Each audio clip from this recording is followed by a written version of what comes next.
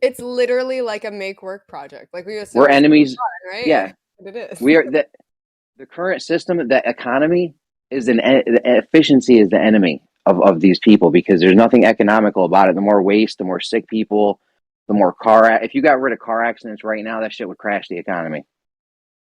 Yeah. Yeah. There's so much money behind car accidents. That alone, with the car automation, that alone is going to hurt right there. Not only are 5 million Americans going to be out of jobs, but if you lower, I think there's like 16,000 car accidents a day in America. Granted, most of them are probably little fender benders. However, that's mechanics, auto insurance adjusters, claims people. Sometimes people do get injured. Now you got doctors, lawyers, all kinds of shit. Money moving through this shit. If you stop all that money flowing, it's gonna hurt. Just a little tap too, and the car is completely demolished. I tapped my bumper once. It was 3 Gs.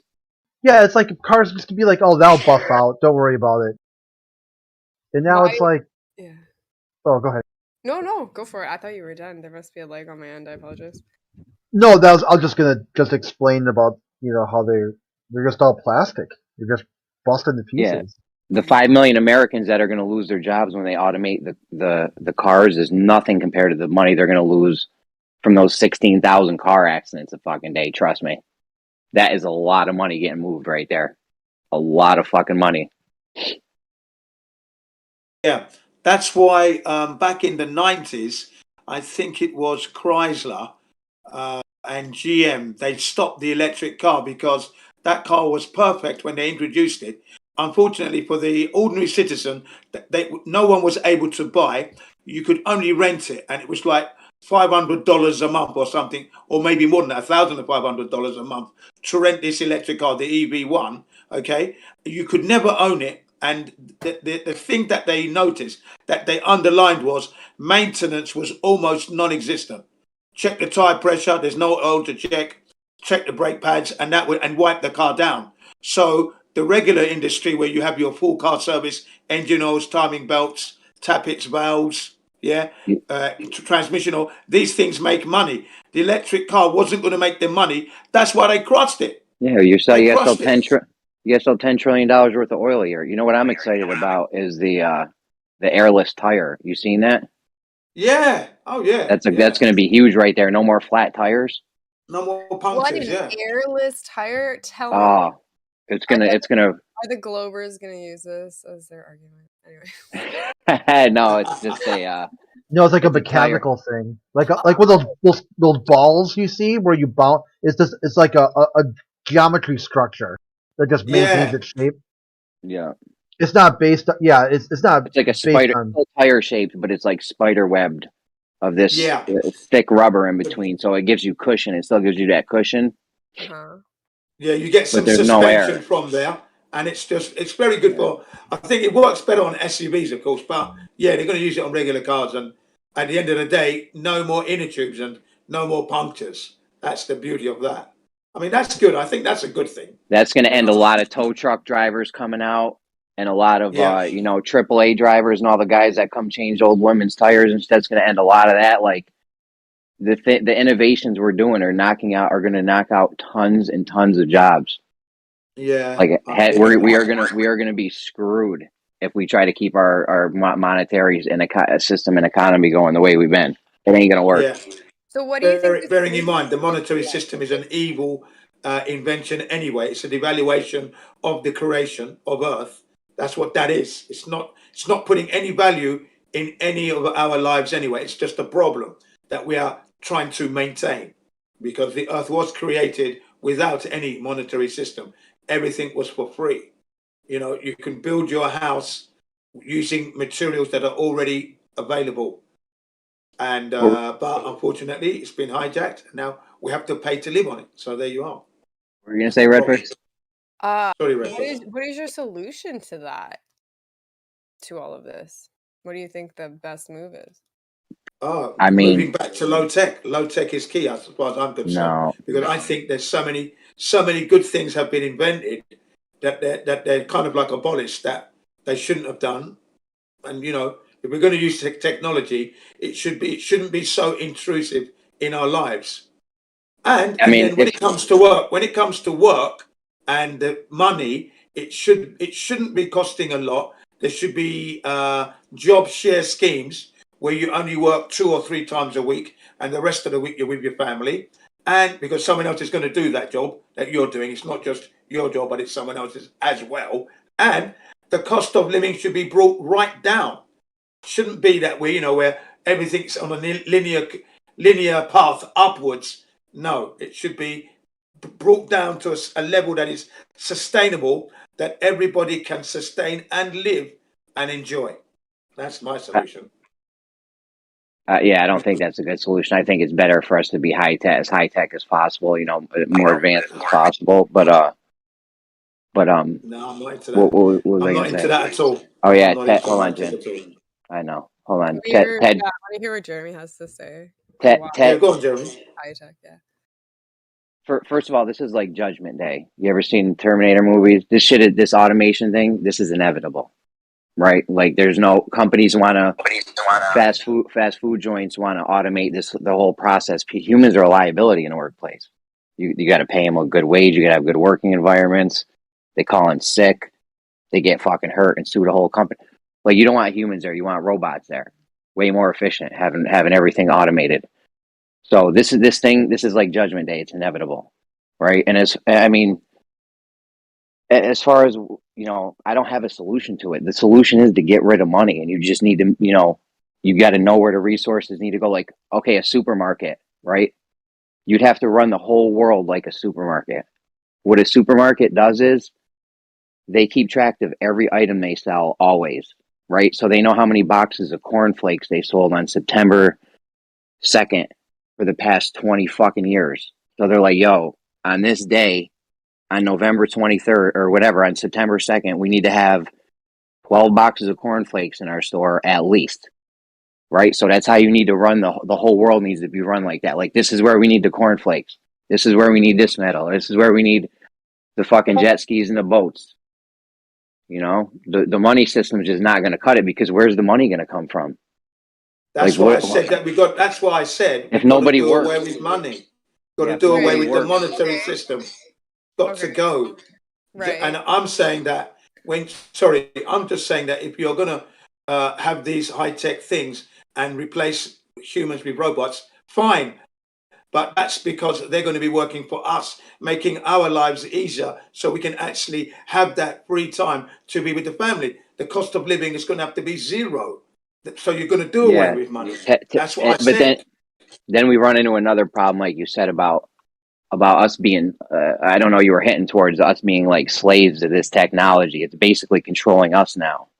And no, not necessarily. Not necessarily. They're working for us. So you're always going to have control over the automation. You've got your hand on the button. Red for stop, green for go. You've got control over that.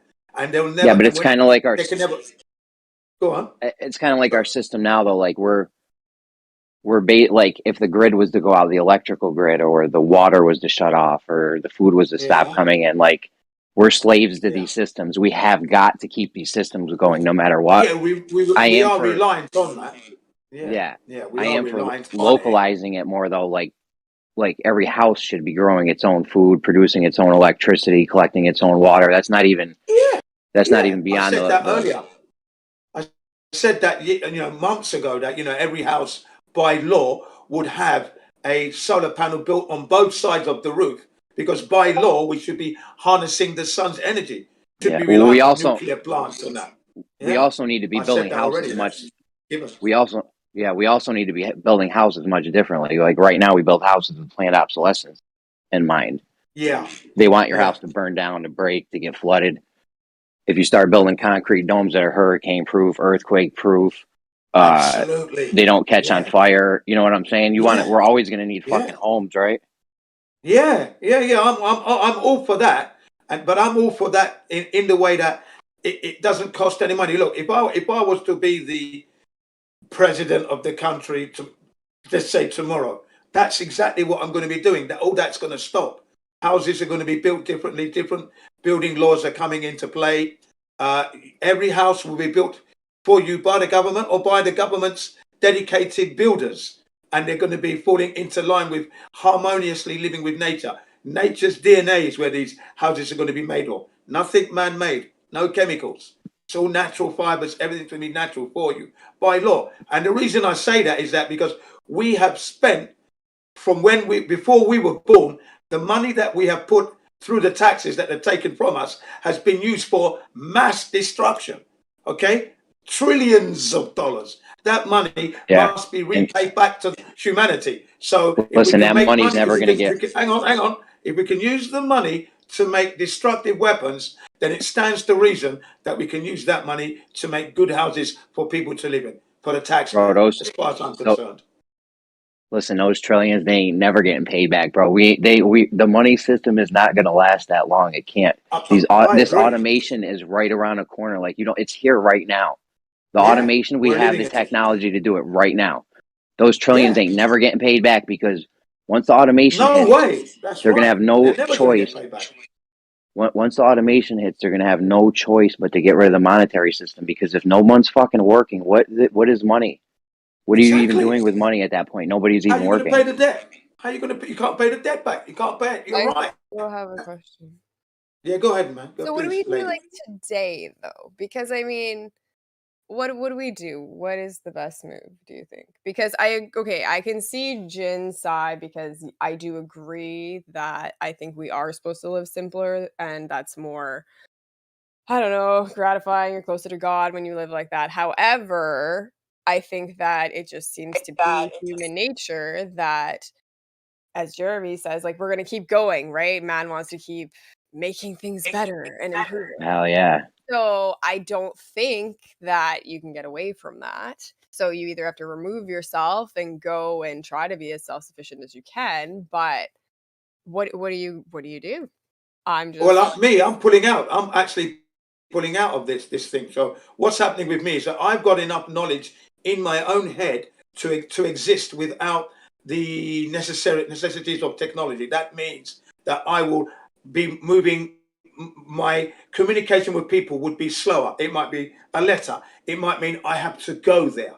Then I have to go there. That's what it's going to mean now, because I am fed up with the way that we're using these mediums that we're using, and they keep, like you say, advancing, right? And then when you look at the thing you've got that's been kept in pristine condition, now has to be put down because the apps are no good. I've got to buy the next iPad or the next iPhone or whatever the brand phone you want in order to keep up with the communication. Well, that's for me, that's going to stop. So sooner or later, you're not going to hear my voice anymore. And that's because Jin has decided not to upgrade or buy a new device at 1,000 or whatever.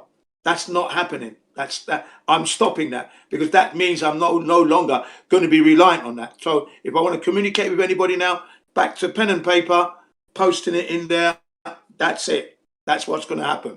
So there will be for me inevitably a bye. That's the reality.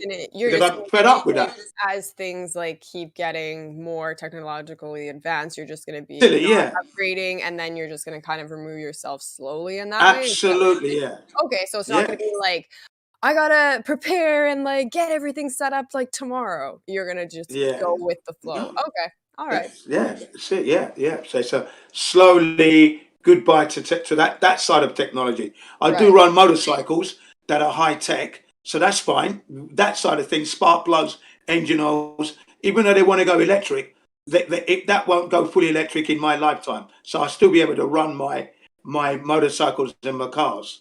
But with communication devices like this, I'm not going to be chasing technology because they're beating the drum and I'm going to be, no, that's got to stop. So that's me in that sense. So I am slowly but surely moving away, slowing that down. Because I'm wise to the trot. Oh, okay, so are you going to try to just be self-sufficient as much as you can and then hunker down wherever you decide to stay, and that's it? Yeah, I'm in my own property as it is now. That's that. Nice. Yeah. That's awesome. Yeah, and if this property was to crumble, then I'm going to be living in tents. I've got 2 tent that can sleep 12 people and a dining tent. I'll set that up and I'm in a tent. No problem at all. I can live like that forever. I can easily do it. I'm more than ready. And then I've got tools to, if I want to go into the forest and fashion up a log cabin that would be really, really comfortable. Again, low tech, but it's all I need. I can sing, I can dance, I can do art. It's not the end, is it? Because I haven't got the media and the medium and all these images coming through a technological device, doesn't mean it's the end of my life. No, it's never going to be the end. I have nature's beauty, nature's music, nature's sounds to be dealing with in that sense. That's going to be around me 24 hours a day in that. And then I have to hunt for my food if necessary. If I can't buy it, then I have to hunt it, fish, and hunt for the animal to eat. It just adds a more realistic dimension to my life, and I'm going to be even more economical than I am now. And I'm economical as it is. I'm talking to you on a 2012 iPad, the second generation, still working. My iPhone 6 Plus is from 2014. So, you know, but once these things finally pack up because they're not being supported, not because they're not working, but because they switch off the app and they're no longer supporting my phone. So I've got to go and get the new phone that they support. Well, fuck that. Goodbye. Good luck, mate. Your loss, not mine. I'm not losing anything. Yeah, Except the that's how it is. community, except the people. But otherwise, yeah. Yeah. No, Goodbye to community. yeah. Yeah. I hope you have a Yeah. community where you are, because that's really important. Oh yeah, Nice. got community where I am. Yeah, and then I can still connect with people via the letter. Do you know what I mean? You know, Pen that's pal. how, and you know, Bring it and the back. odd telephone call, and the odd telephone call. Right. But then that's that. You know, at the end of the day, but I'm not going to start chasing this thing. You know how, you know, because like I said, they're building these equipments that can work. I've got the original iPhone, the first one. I've got the iPhone 4. I've got the iPhone 6 Plus. I've got the 2010 iPad, the 2012 iPad, and they all work perfectly. The only problem is they're not being supported by the apps, but they charge up. They work. I can still use the internet. You understand what I'm saying? Yep. So my question to these manufacturers: why are you leaving a trade of waste of technology? So why can't you just keep supporting as you're building the new ones? Then everyone can use. No one loses. But you're creating a waste of technology that needn't happen. Okay, that's why I'm not going to be chasing you up. Once this is finished, I'm giving up on that.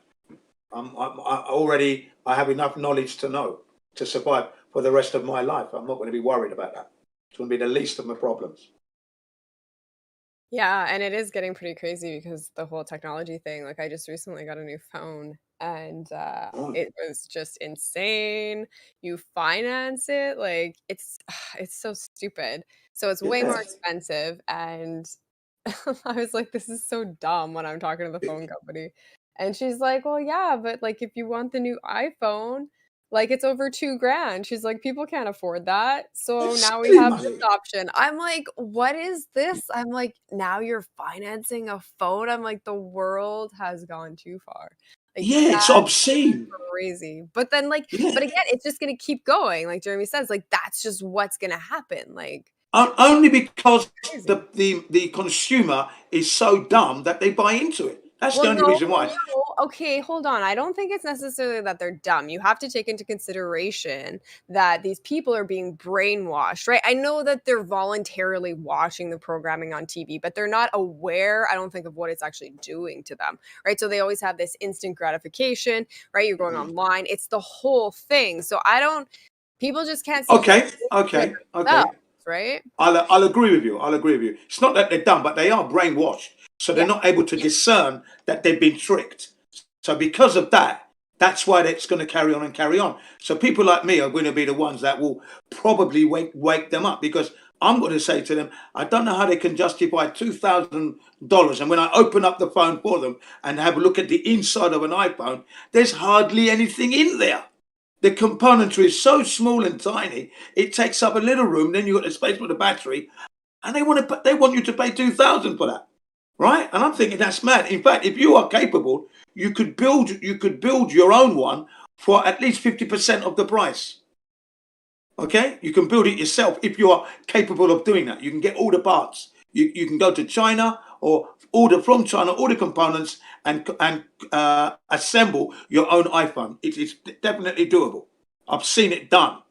I mean, on the YouTube. Okay, so I know that that's possible. So the prices they charge are just not justified. That's the reason why I think people are unaware of that. So yeah, they're brainwashed, and that's why this system will keep going. Yeah, of course. I'm not going to Jin, deny we that. got a project for you. When you don't update your new phone, that'll become a project. You got to make your own phone, and then come Yeah, let us know how it goes. yeah. If I You decide to can do that. do it. Yeah, if I decide to do that, it's still going to be a lot of money. $1,000 going to cost, or thereabouts, or It's not like $700. 50% then, because I don't know. How much was Yeah, mine? yeah. It might, I mean, a new one now, a new iPhone now, when you buy it, it's about $1,500 or $1,300. So that's a lot of money. Oh, Silly money. it's stupid. It's like Yeah. it doesn't make any sense. And I mean, like even my new phone, they had to send me another one because it was like having issues, and it was like There you are. not even a week. The speaker is all messed up on it. I'm like, and I'm Yeah. like, why? I thought technology was supposed to be getting better. There And you are. I've had issues, so many issues with phones, my laptop, like issues that I didn't have, my little one from like that I had in university. Like that thing Yeah. lasted years. That's But right. now it's all disposable. It's all disposable. Yeah. Well, supposedly disposable, isn't it? Like you said, Well, but I I think they can't dispose of it. of it. Right. And I think some of it is Yeah, I forced can't too, do right? that. Because these updates that they do on the iPhone, didn't they admitted that doing updates, they'd actually like slow down the battery and things like that? That's right. Yeah, they slowed down what they did was in order to extend the battery life, when you updated, it slowed down the speed of the phone so that the battery life wouldn't be hampered. And they never told the customer until it was brought to iPhone like lost, 3 years ago. Apple lost Or 2 years ago. lost a planned obsolescence lawsuit back with the iPods, way back in the Yeah, day for their batteries or something, or it might have been the yeah. storage. It's either the storage or the batteries, but yeah, they do shit like that on purpose. They want your shit to break immediately. This is the biggest scam of all time. Is this planned It obsolescence is. thing? It is, yeah, yeah. I mean, one person, had what did he have? He had an Apple Mac, okay, and it wouldn't switch on. One day he's using it, it wouldn't switch on. So he went to the Apple store, and they said to him when they took it in the back. I mean, the guy went in the back, and he was back out within minutes, and he said to the guy, it's gonna be a replacement screen thing, and that's gonna cost you like almost half the price of a new one. So he said, you may as well you'd be better off buying a new one. So then the guy thought, okay, I'm just gonna have a think about that because that was quite an expensive shock for him. So he then went to the repairman near where he lives. Now, this repair guy has got a YouTube channel, and what he does is he highlights the shenanigans from Apple and other manufacturers who rip off their customers and give you misquotes. And what he does is he actually shows you how he repairs the damage for next to nothing. And you know what he did? He actually opened up the guy's Apple Mac, and what it was just one connector that had come away because it was inserted badly from the manufacturers in the first place. So he replaced the clip, and he said he didn't charge the man because I didn't really do anything. I just replaced this. Okay, so he didn't charge the man. He gave it back to him. Cost him nothing. Okay, but he put it on YouTube to show that they were going to charge the guy like over £1,000, or he had to buy a new one at more price. So that's what's going on out there. Apple are terrible for customer service. Terrible. I mean, I put my own battery in my own iPhone because in Japan they weren't offering that service. So if it was either you buy a new phone or you're lumbered. So I thought, okay, let me order the battery online from Amazon, which I did, and then it took me 2.5 hours to complete just a battery change.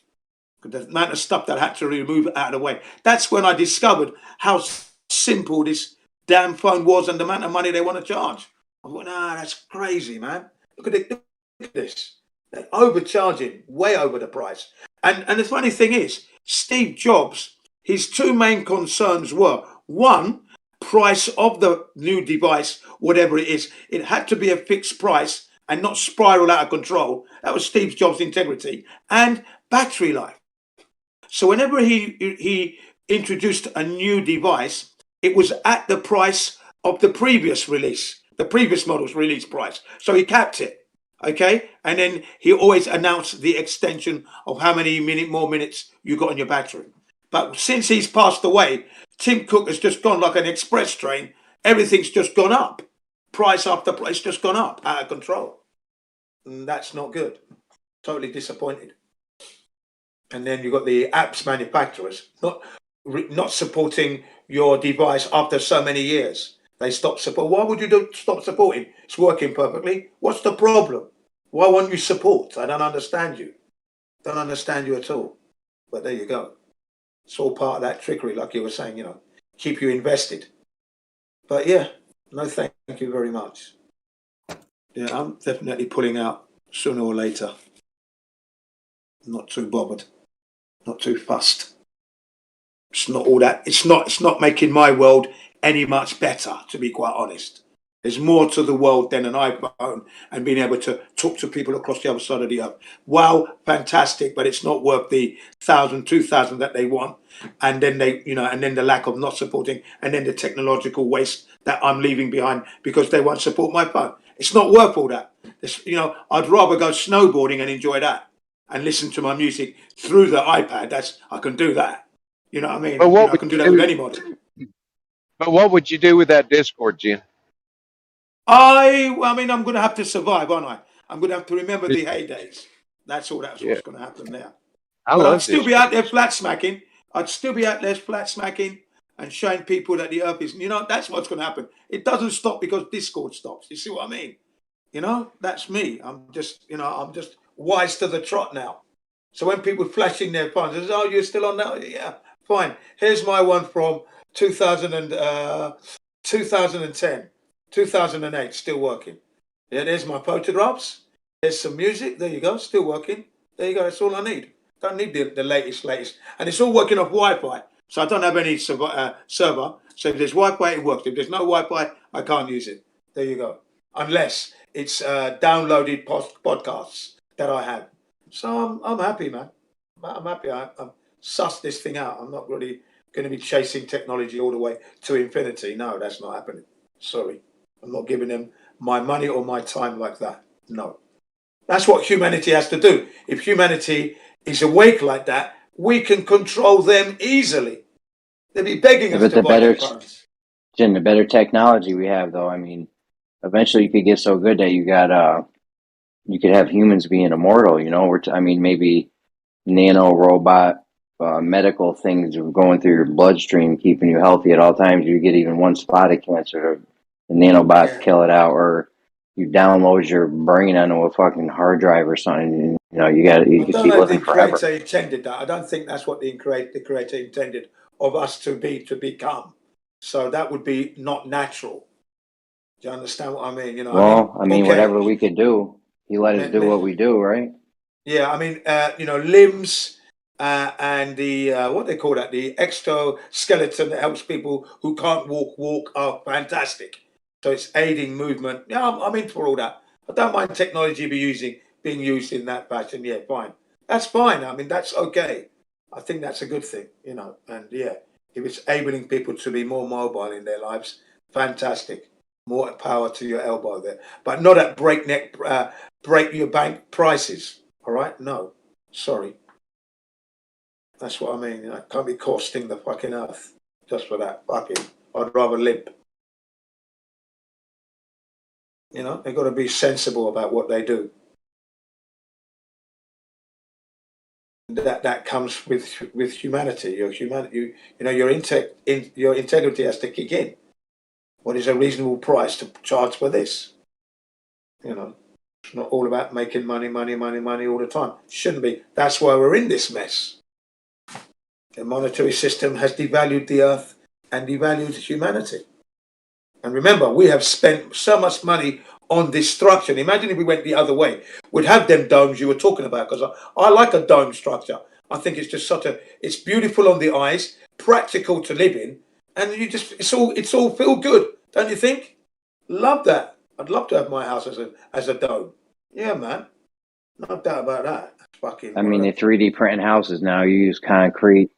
You know, you seal it up. It's almost maintenance free for decades after that. Yes. And you know, the shit's Right. fireproof. Obviously, the concrete don't burn down. Right. You know, they make them Hempcrete. earthquake proof and you know, hurricane proof, tornado proof, whatever. Yeah. If you make it from hemp, it's just the best material. Hempcrete's just the best. Keeps you cool in the summer and warm in the winter. It just works perfectly. Do you know what I mean? Well, I mean, it's a no-brainer. I don't care what anyone says. You know, that's the material I want.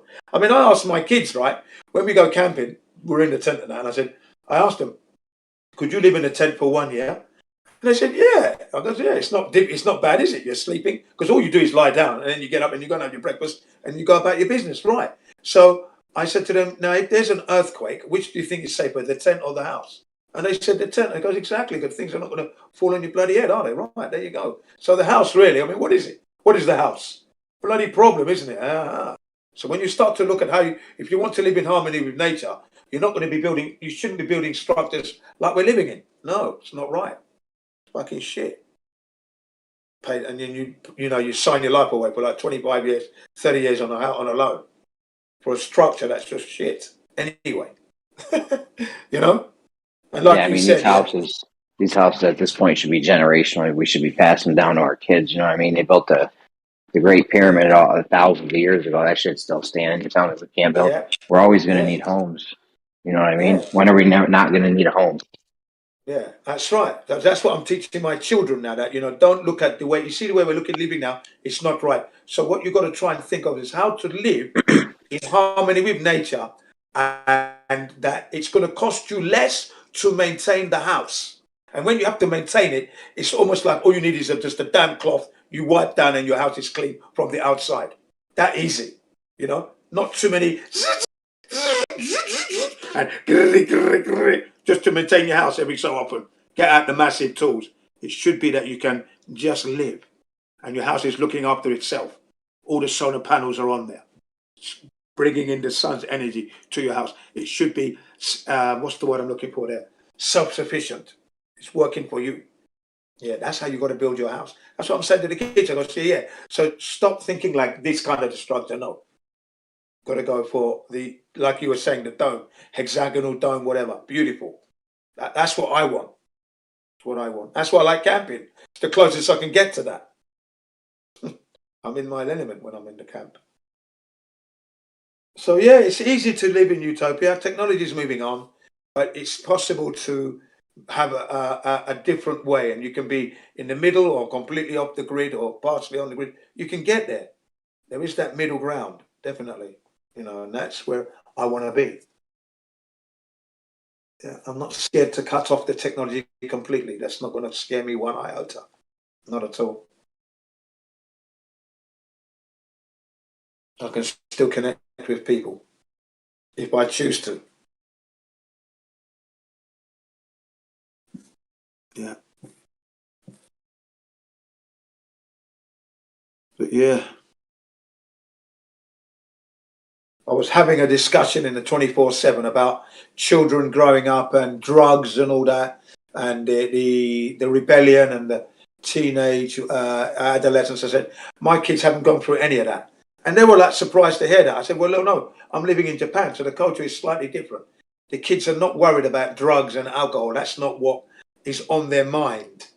That's not what they want to be. And I've already given them the idea, but when they were young, that when you go out of the door, democracy doesn't exist. As soon as you open that door, there are people out there waiting to rip you off. There isn't any democracy. It's dictatorship. But when you come home now, democracy is real. That means that you have rights, kids. So if Daddy is doing something wrong that you don't like, you can actually say that because that's your right. You have a right to speak and stand up and speak. You are not here to be scared of your dad. That's not why you were born. So don't ever be afraid of me. Never be scared of Daddy. No need. I don't want you to be scared of me. That's not why you were born. So they already know that they have the confidence and the right to speak. So with that now, it's given them impetus. Do you understand? Confidence. Yeah. So they don't have to. They're not worried about drugs and alcohol and all that. That's the last thing they worry about. They're more worried about having a good time and enjoying. And it's not through alcohol or tobacco. That's not how you're going to get your enjoyment. No, it's not it. And they've learned that from me. But the guys I was talking to on the 24/7, but yeah, but can you trust them? Of course I trust them. And if they do end up smoking cigarettes, I'm not the one to say that you're wrong, because if they're at the legal age, then that's their choice. I may disapprove, and I can say that, but I can't do anything else. Yeah, so I'm not gonna not love them because of that, or shut the door, disown them. No, that's their choice. That's their life choice. They may stop later on. It's up to them. I can't control that. So no, my kids are good. As far as I'm concerned, I've had an easy time. Well, parenthood has been easy for me. It's been great. I've had an easy time. I haven't had any headaches. Nothing to report. Nothing. I was a worse kid than they were. Much worse. I gave my dad a fucking nightmare, heartache, hernias, and everything else with my shenanigans and behaviour as I was growing up. But my kids haven't given me that, because I haven't been intrusive into their life. I've given them their freedom to do what they want to do very early, and they've enjoyed it. I don't know about your kids and how you're going to deal with it, but it hasn't been difficult for me. But if they were born in London now, it would be different, because the influence of drugs would be there without a doubt. And then I'm going to be having a headache of a parent, be checking and policing their goods, and but as it is, I haven't had to do that because the culture is different. It's not so readily available, all that stuff. And their friends stay here from time to time, so I know what their friends are like. And then my children stay at their house. And that's been going on for years. So I've had an easy time. How about you guys? What's it been like for you if you've got children? Have you had your headaches or nightmares? Any of you?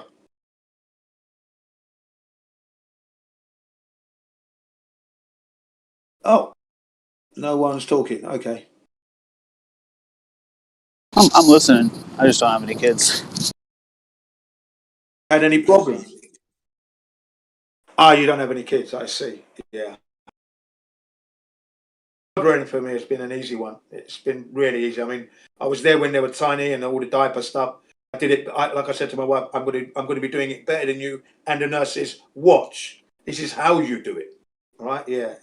I've led all the way there, excelled, no problem.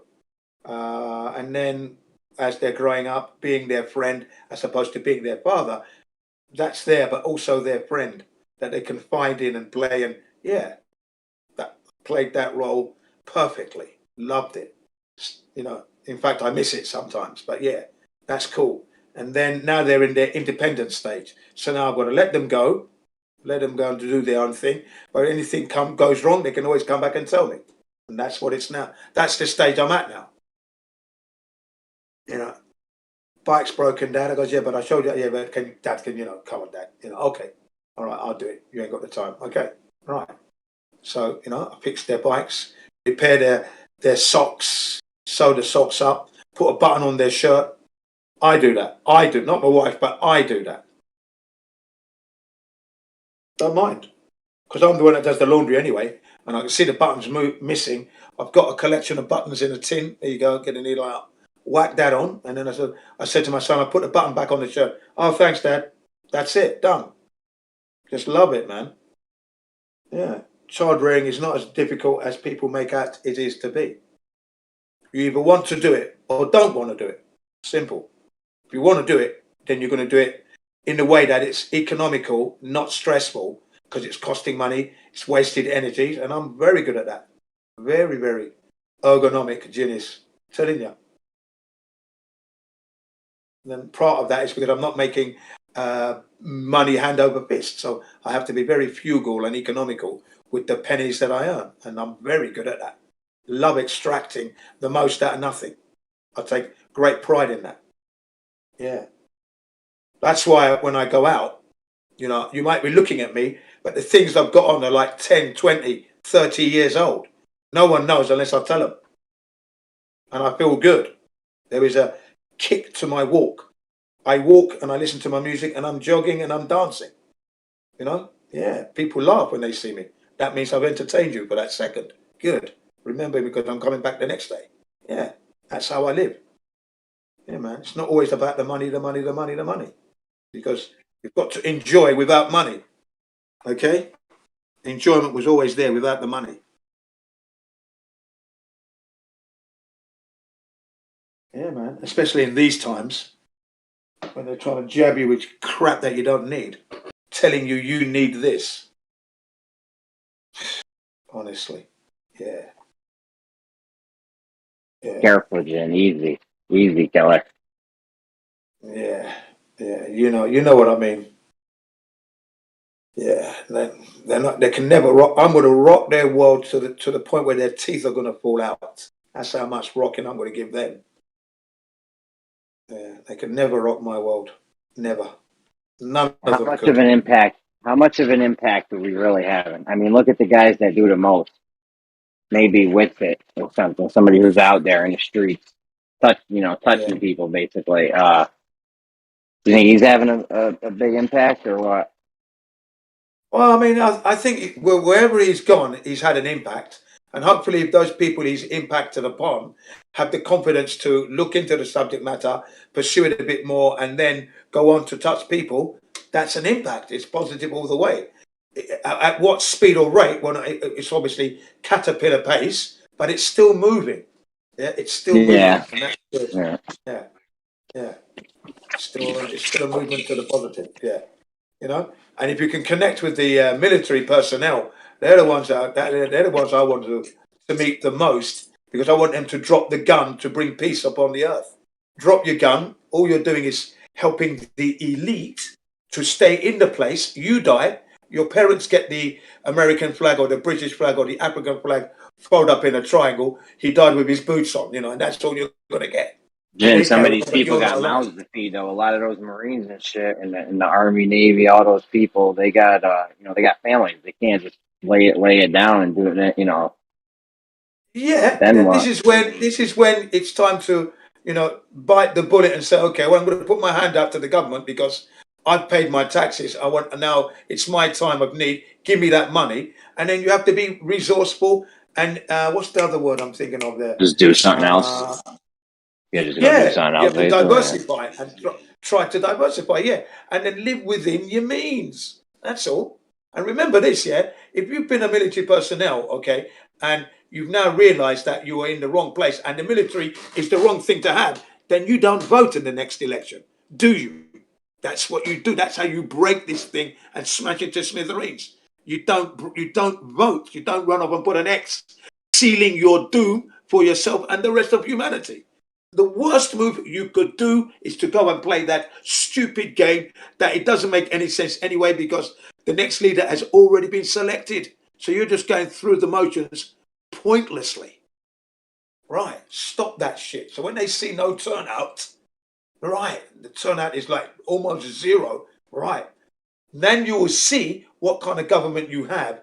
And if they carry on when they're supposed to step down because it's a vote of no confidence, that means they should step down and someone else should come in. If they don't, then you revolt and throw them out, because you are the people. Without you, they're nothing. They're supposed to represent you. They're not representative of you. And in your constitution, it's written, you have a duty to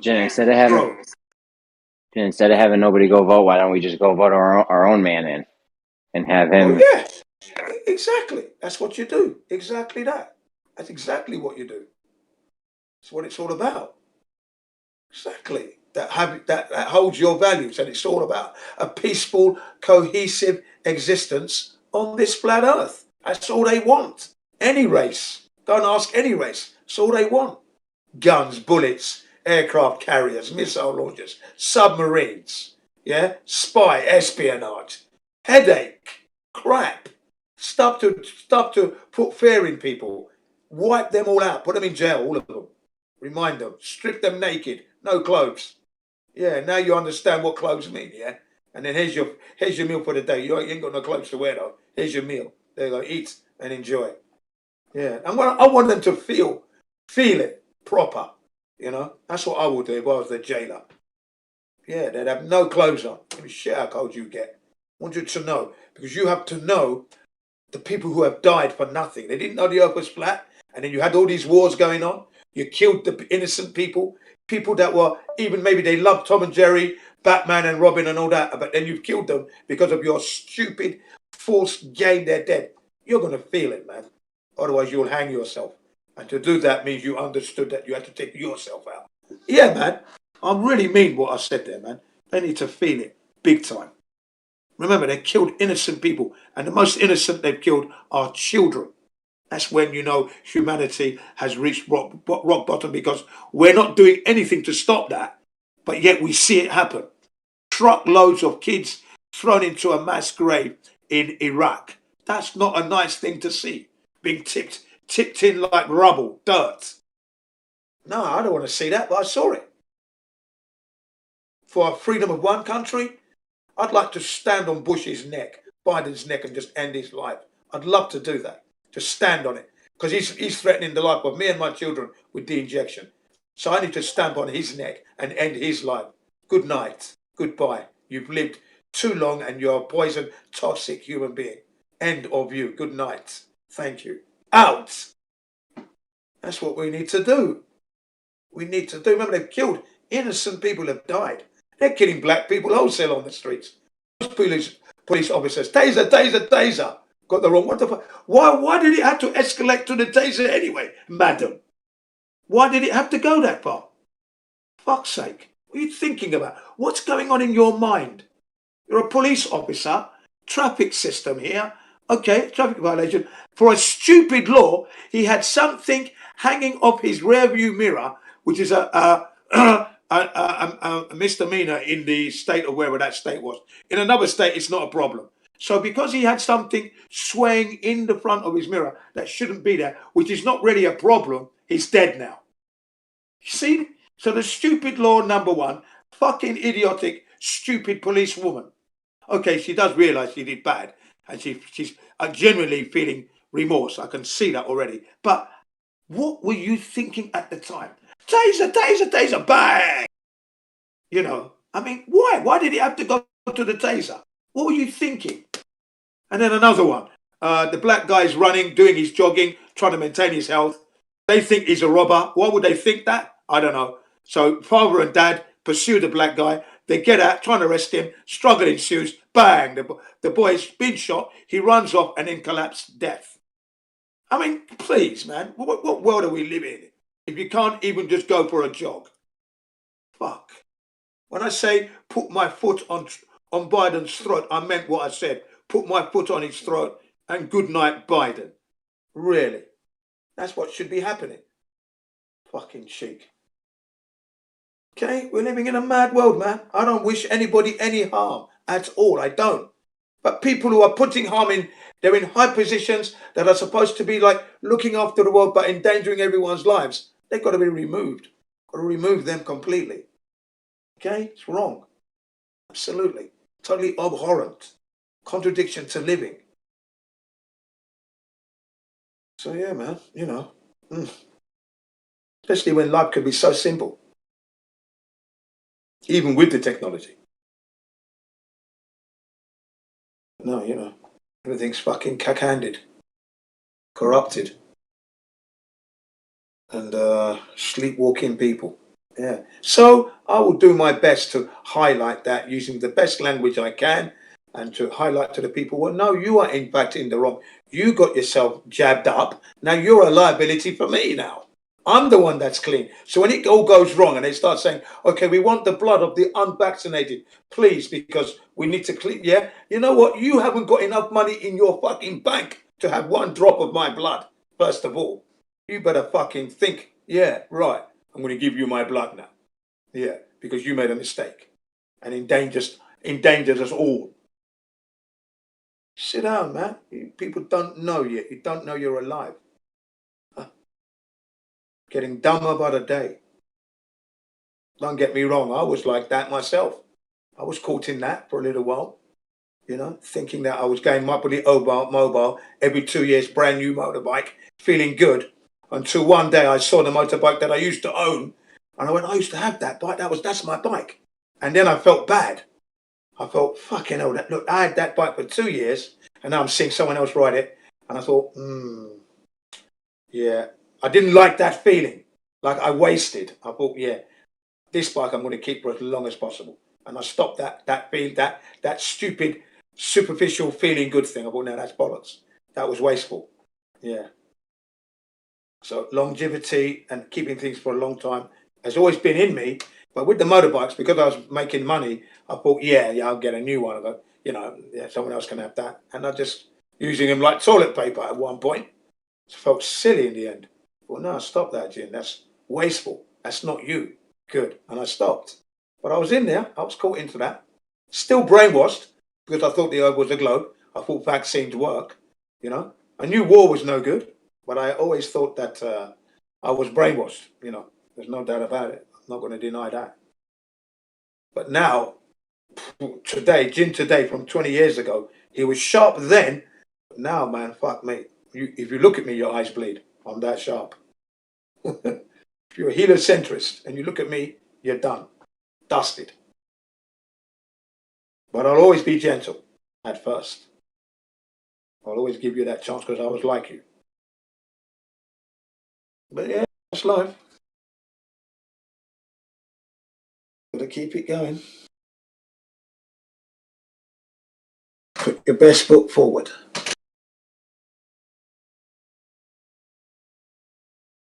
Anyone got anything to say? Everyone's quiet again. Sorry if I've gone on a rant. I do apologise. No, I'm still here. What were you saying about they need your blood to be clean? I have not heard anything about this.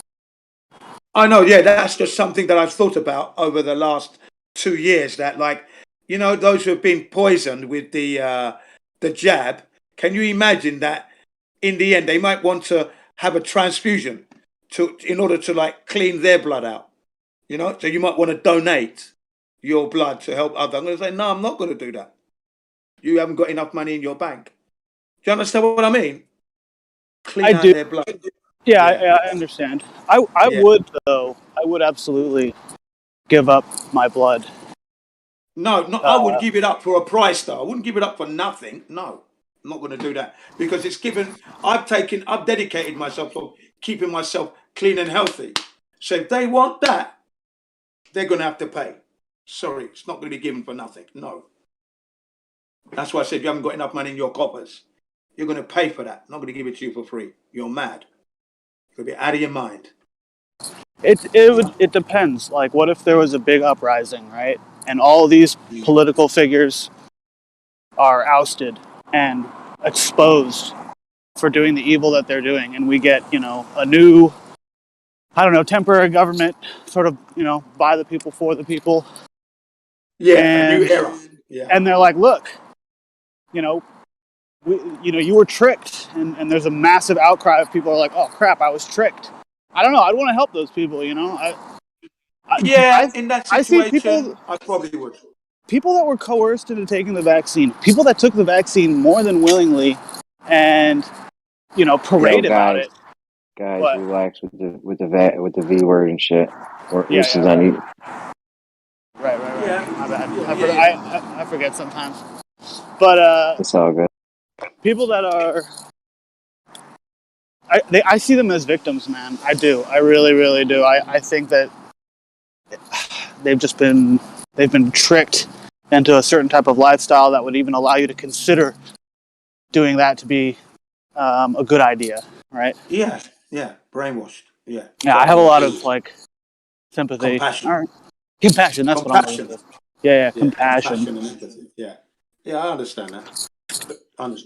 But I'm talking about if this government's in place, this system, they're going to pay for it. But if you're talking about this new era of governments that's ushered in, which is, as you say, by the people, for the people, of the people, well, in that situation, I might consider to donate. Yeah, I might consider to do that. But, to end it all, my gut is telling me that whatever's going in your body is never coming out.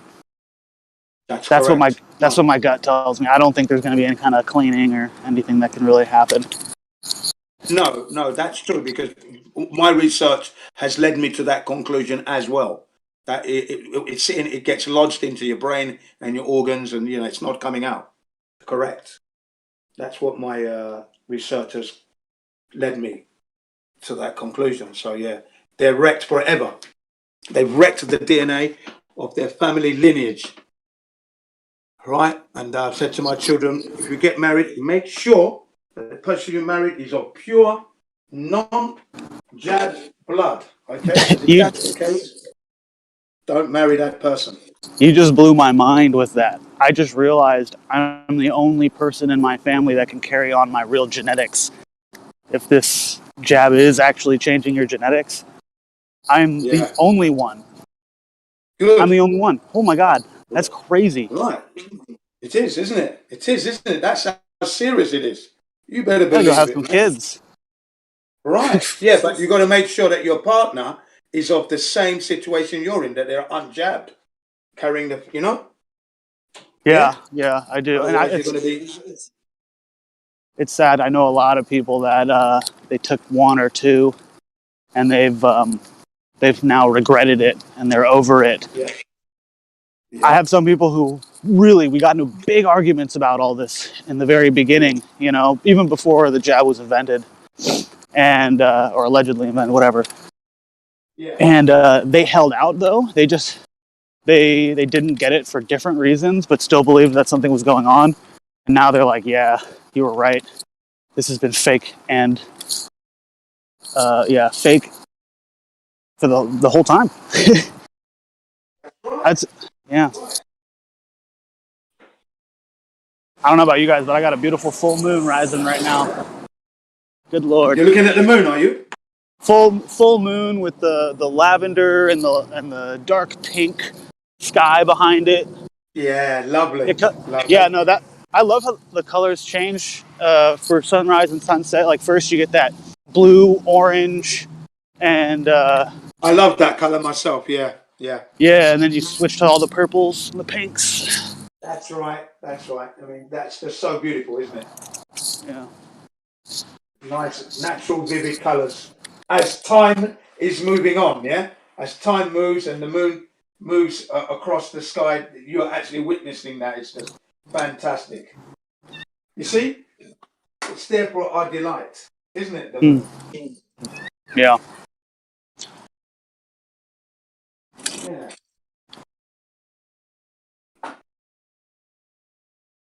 So yeah, no, I can understand and appreciate your compassion for your fellow man and woman. Yeah, no problem there. That's always, you've always got to have compassion. I mean, in the 24/7 today, they were saying that you can't trust anybody. You can't even trust your wife. You can't trust your kids. I said, no, I'm always going to trust my kids and I'm going to trust my wife. I've got to. If I can't have trust, I'm not living. Well, I'm going to hand them the trust no matter what. I cannot live my life not trusting. Sorry, can't do that. Don't trust the government, of course not. That's one place I don't trust. That's clear. But within the people I know, come on, man, I've got to trust them. Blimey. Otherwise, what's going on? What kind of life is that? You don't trust your wife, you don't trust your kids. You can't trust. You know? Yeah, but the kids are gonna lie to you. I said, well, that's fine. I know they're gonna lie. It's not the end of the bloody world, is it? Sake. Still gonna love them. Still gonna trust them, no matter what. Got to trust them to tell the truth in the end. No, I can't live my life like that, man. That's what I said. I said I can't live my life like that, and I'm not gonna live my life like that. I've already made my mind up on that one. That's already a given. You know, that's my standard. And I'm the one that's telling you I'm having an easy time of it. I'm not having any problems with the child rearing, so I've got nothing to report. None of that stuff. Teenage rebellion, not having to rebel. I've already told them that they're better versions of me already. They know all this stuff. I've been up front and frank with them.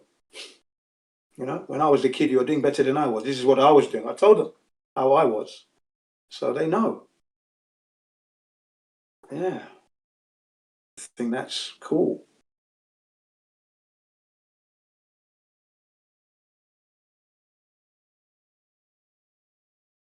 Yeah.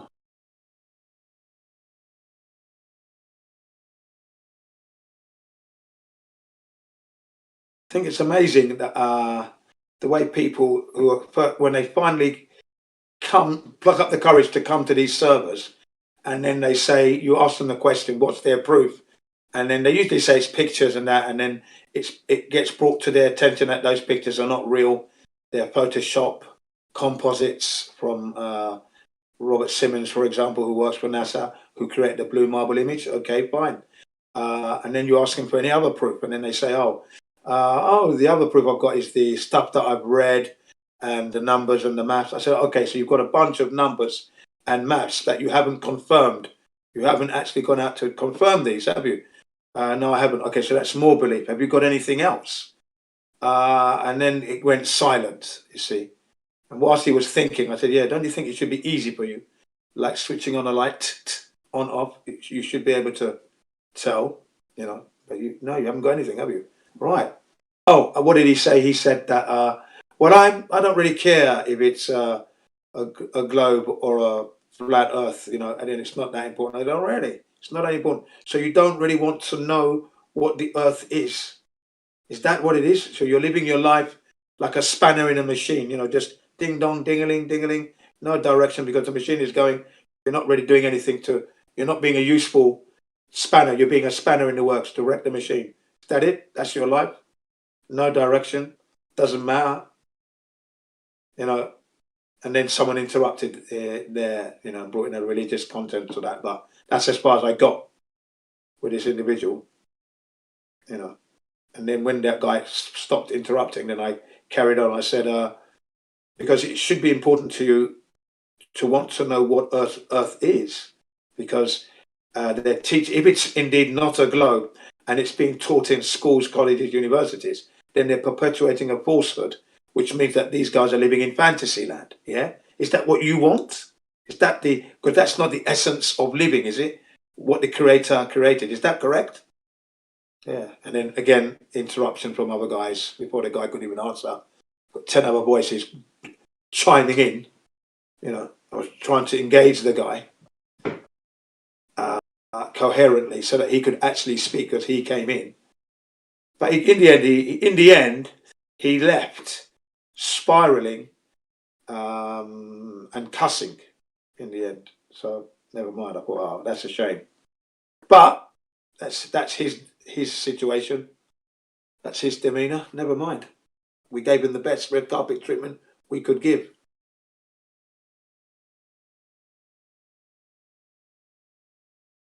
And he knew he couldn't prove squat. He knew that. It was politely put to him. So there's didn't belittle him or make him feel inadequate. That's your situation, you know. So it's up to you. If you really want to know the truth, you will find it. You will.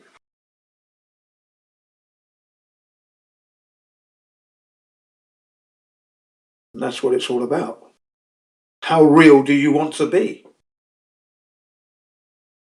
Be real, yeah? That's what I've always said in my life, all through my life, be real. So I was always being real, that's why I've ended up here. Because I want to be real. And reality has brought me to other people who want to be real. You guys. That's how we've met up. Because we wanted to be real and keep it real in the end. Even though we were brainwashed, you know, we were still, in my case in particular, I was still trying to keep it real. Still had integrity, honor, you know, compassion. Yeah. But I was being brainwashed at the same time. I was living a brainwashed existence. Right. Even though our qualities are there to do good, we're being tripped up all the way. Banana peels everywhere. So you're slipping on banana peels all the time and you don't realise it, you know.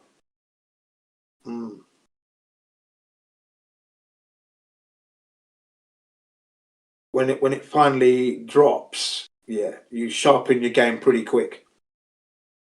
Yeah. Once bitten, twice shy really does come in. Really does express that feeling for me.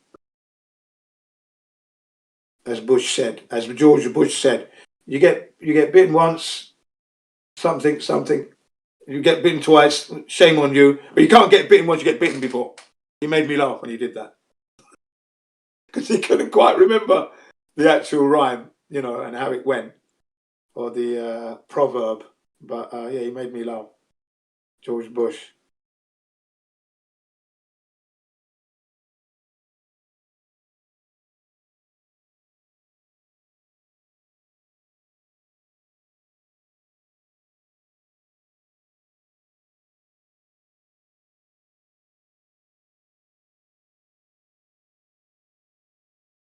So whilst you're looking at the moon, we've got full sunshine here.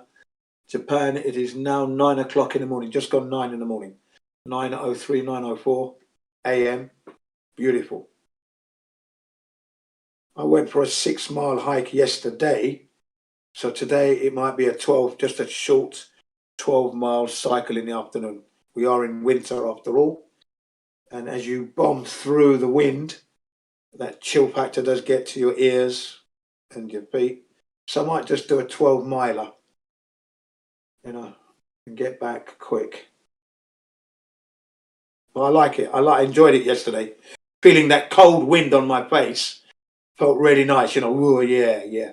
Fresh. Nice. Felt really good. Felt alive. Yeah. I enjoy that. I enjoy all the seasons. A man of all seasons. Yeah, I don't complain.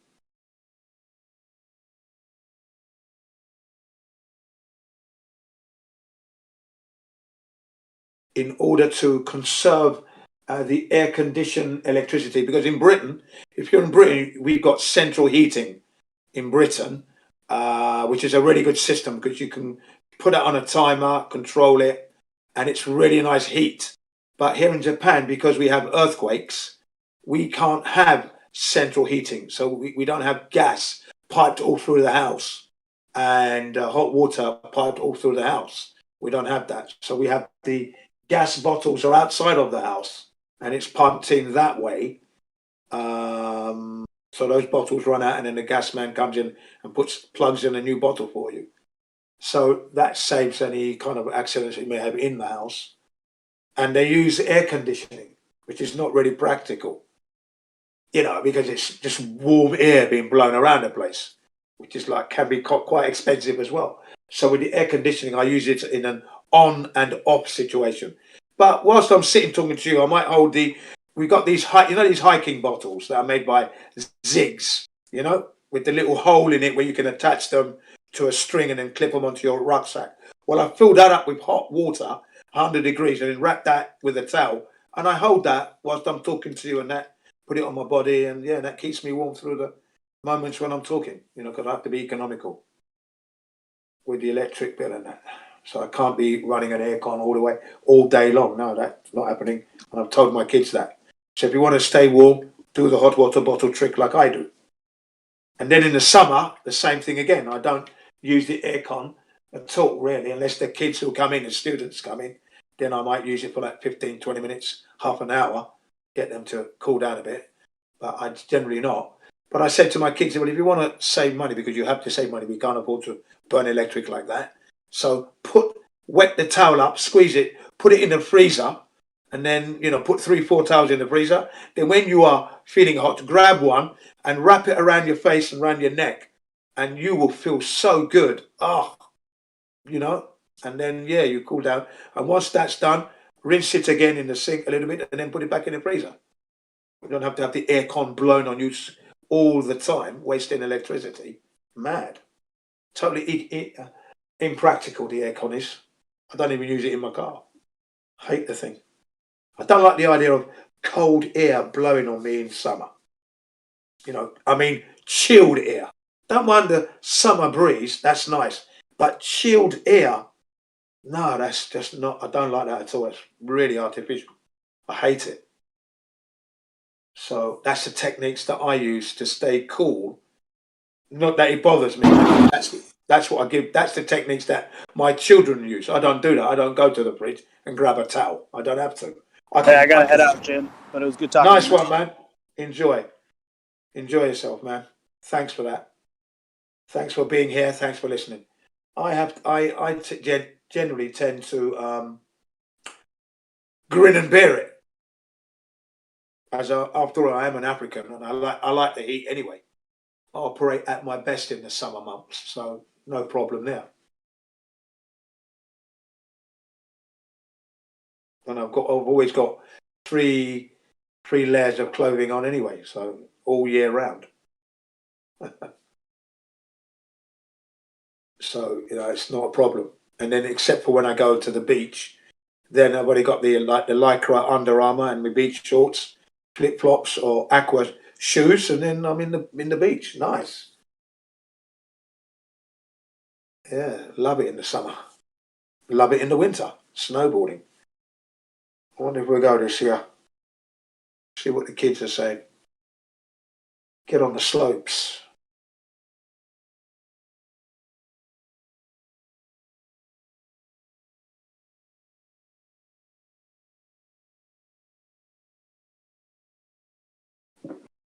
No heliocentrists to discuss the flaws in the heliocentric model.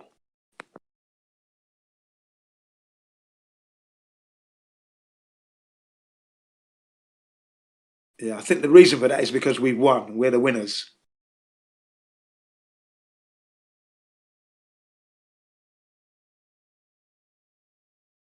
Big shout out to Left Lane. Keeping left. Keep left unless turning right. And then we've got, who's that there?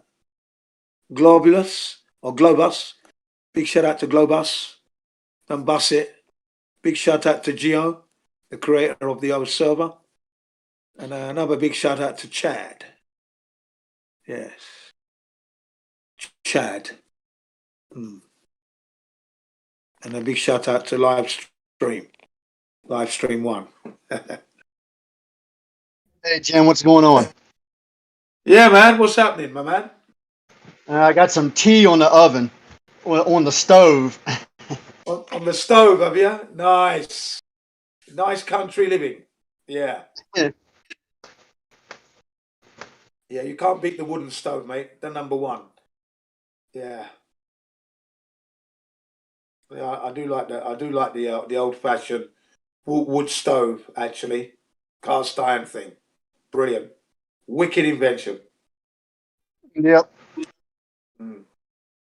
Let's have a look. I'd have to go back to around about 2006. I was watching a whole load of videos on those stoves, country living, because it's just pleasant to watch and to see their lifestyle, to see the foods that they cook, and the stove is the main center of the house. Everybody congregates there because it's the warmest part of the cottage, and they're there, having their pies and stews and whatnots.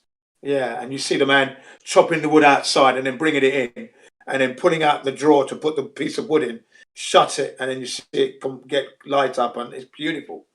Nice to watch the flame, and the whole house is being warmed up, and the chimney, the bent fuel is going outside. Yeah, nice, man. It's a good life. Good life. Very low tech. And yet effective. So you got your tea, yeah? I had water today so far, because I went to the laundrette earlier. 3-mile walk only. But yeah, and I'm having a drop of water now.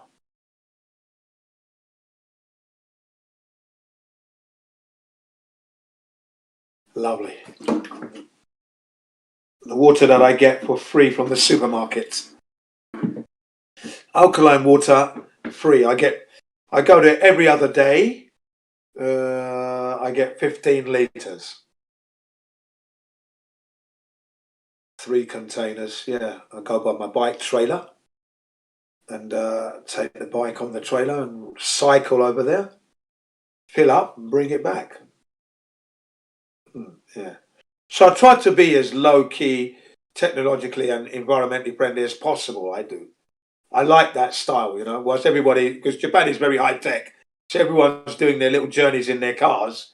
And Jim's got a trailer, so I don't have to start the engine up to do a journey that I can do on my bike trailer. I'm getting a little bit of an exercise, the blood's pumping and that, yeah. I'm looking cool, very unique, black guy trailer. No one else has got that, so I'm feeling good anyway. I'm filling up, clean water, it's free, more feeling good, I'm like a helium balloon. And then I come back and I've done well. Oh, that's Yeah. good. Yeah, man. I'm leading the way when it comes to that kind of thing. Yeah. I'm not that proud where I can't cycle to the shop. If it's raining now, okay, well, then we take the car. Yeah.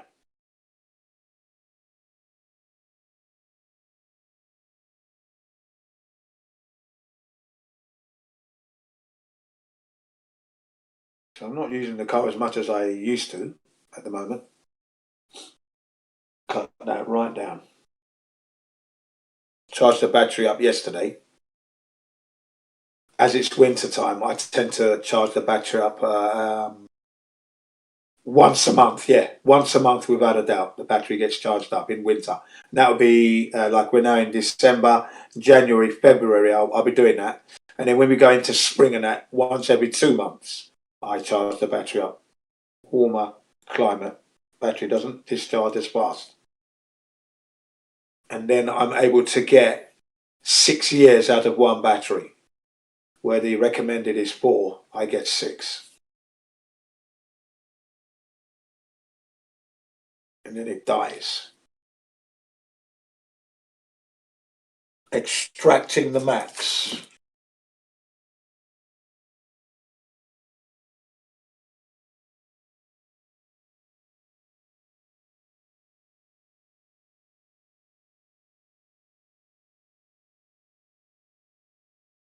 Bike batteries go for like similar distance as well, yeah, similar time.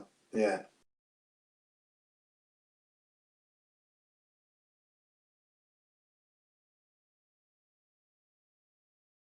My son is participating in a Honda off-road event. His first one. But we can't go because of all this bloody COVID shit. It's private workers only. And he's in college, so he's a student, but they've got their club and they're doing it. So I said to him, yeah, get someone to video it so I can actually watch it. But yeah, he's doing some off-roading today. He's going to appear in 2 heats. And I said to him, basically, Is that motorcycle racing? Yeah, motorcycle. Oh, okay. He's going to be riding. Yeah, he's going to be riding the Honda XR 100. I said, or CR 100. Sorry. I said to him, go out there and enjoy the race because you're not going to win it. You know what I mean? So go out there, enjoy your 2 heats. Okay, if you pass riders, you pass them, but don't go out there trying to win it because you're not going to. You know, there could be better riders than you. They've been doing it longer. So just follow through and pass as many riders as you can safely. And yeah, because you don't want to crash. You don't want to bump into anyone. Okay, and enjoy the experience, and then sneakily get forward. Don't run trying to run everybody down because you're not going to win that way. And hopefully he'll come back and tell me that he finished first. But yeah, slow and steady wins the race.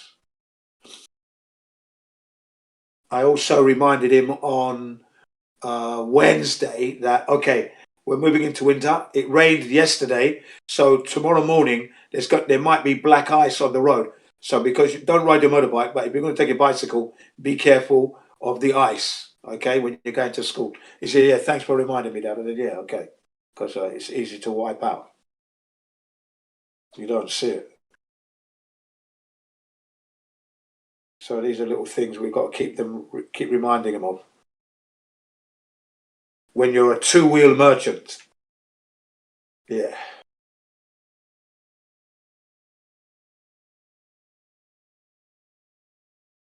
Any of you guys had that experience? Off-roading? Motocross? Scrambling? Desert blasting? Love all that. I've had a couple motorcycles and 4-wheelers when I was younger, but I never ran. I mean, it was just like woods riding. Yeah, that's good. Yeah, that's good enough. Yeah, I've done all that. Loved it, man. On the sand, on ice, and in the woods, like you said. Yeah, I love all that, man. Yeah.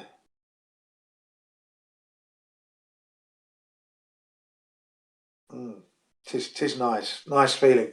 Very exhilarating.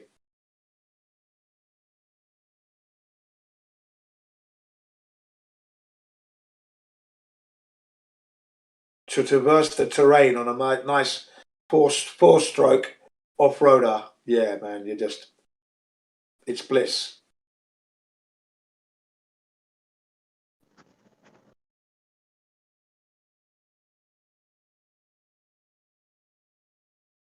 Two strokes are good though, but you can't get them now these days unless you hunt them down from the old days. And then yeah, two strokes are good, very rapid.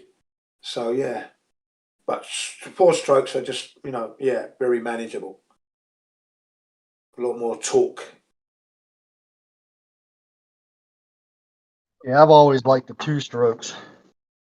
Yeah. I mean, both of the motorcycles I have are four strokes, and then the first four-wheeler was a four-stroke, and then I got the first quad racer when they came out in 1985. Yeah, I remember them. Yeah, fantastic. Yeah, I took my kids quad bike riding in Saipan. That was absolutely fantastic. That was. Yeah, and I took the youngest one. He was like, I think he was about 6 years old. Yeah, we left him behind because he can't ride; he's too small. But we were in the taxi on our way there because not actually a taxi. The actual company picks you up from your house and delivers you to the off-road course, and then they deliver you back. So then he was on the bloody phone, wasn't he, calling us up. Daddy, what about me? What about me? I go, well, you can't ride. Yeah, but I want to be there, but you can't ride. I said, you can't ride a bike. What are you going to be? No, you can't. Crying his eyeballs out. So we had to turn back round, pick him up, and he was sitting. I was so worried because I thought he might burn his leg on the engines. So he was sitting in front of me, yeah, as we were doing the quad riding. Can you imagine it? Well, you probably had a blast. Yeah. So I said to him, just please, look, I don't want you to burn yourself on the engine. It's bloody hot, yeah? Can you see? Yeah? Okay, sit down then. Here we go. And I was at the back. I let the boys go off for a while. And then, and the instructor and that, and I just stayed at the back. He goes, Daddy, why don't, come on, Daddy, come on. And he was saying, he wanted to go fast. I thought, okay. Let's go to the front then, And we had a great day in the end, yeah. Cried his bloody eyeballs out.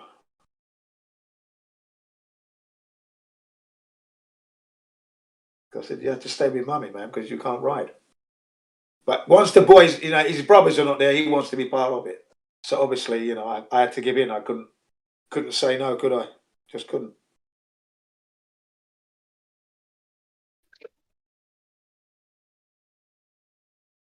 Great day that was. Quad bikes, yeah, fantastic.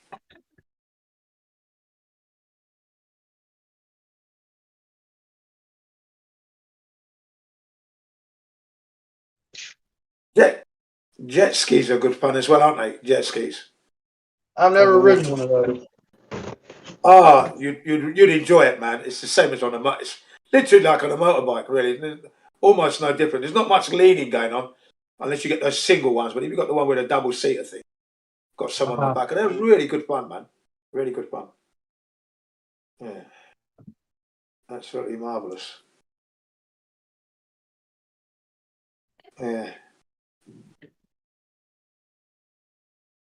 I've also got 2 inflatable kayaks. Is what I've got. A 2-man inflatable kayak and a single inflatable kayak. Really sturdy, solid, good material, lasts forever. You know what, like the military use for their dinghies, yeah, that type. It's made from that material. Yeah. So yeah, man, we go out. I love it, mate. I bought the reason why I bought that was so that I didn't have to get a car rack, because if you got the regular ones like the sit on top kayaks from the polyurethane that they used to make them, then you'd have to have them on a rack on your roof. So I didn't want to do that really. So I went for the practical that you can just inflate and deflate, fold them up, and then put them in the back of the SUV. And they've worked fantastically well. Yeah, we've always had the most fun.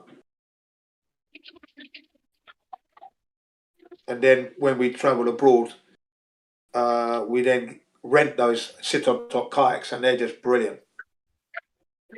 I love them. They don't fill up with water because the water just drains off. Holes are everywhere, but you're still floating up. Lovely, man. And you can adjust your leg length so that you can actually fit, so you can get a good good drive with the oars. Yeah. So you're not just using your stomach muscles in your bum, but you're also using your legs as well, and you can really get a good stroke with the paddles. We take our own life jackets because whenever we've travelled it, they've always been a bit ropey, and all the straps are not the right lengths and all twisted up, and it's faded to fuck. They've had them for like 10 years or more. The UV's faded them. They look trashed. So we take our own anyway, it's not taking that much. Like, we've got it set up. I've set it up, but you've got the scuba diving gear in a bag. And that's, when I say scuba diving, snorkeling is what I meant, sorry. Snorkeling gear, flip-flops and the snorkels are all in one bag. Boom, there you go. And then the life jackets and that, life preservers you call them, they're all in one bag, orange bags. There you go. Brilliant. And then I've got my rucksack, and then another bag with all the towels. Yeah, it's so easy. And that all goes in as check-in luggage at the airport. Yeah, easy stuff, man. With the beach tent as well. Beach tent there. So we get to our place, set up a beach tent, so the wife and the kids can get changed in there, and they come out on the beach. Yeah, let's go. Yeah.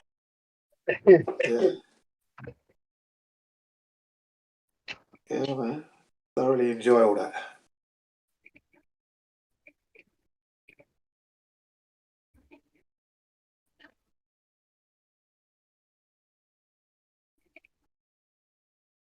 But now they've wrecked it, haven't they?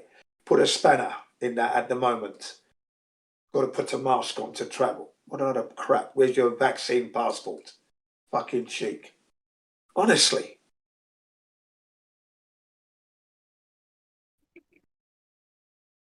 I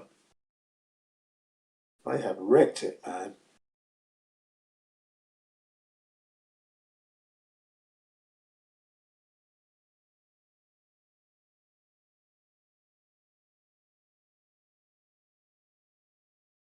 Yeah, they've ripped us off badly, man. Telling us we can't go here, there, and everywhere. Not only can we go to the 60th parallel, you can't go on a plane without a mask now to get to the 60th parallel.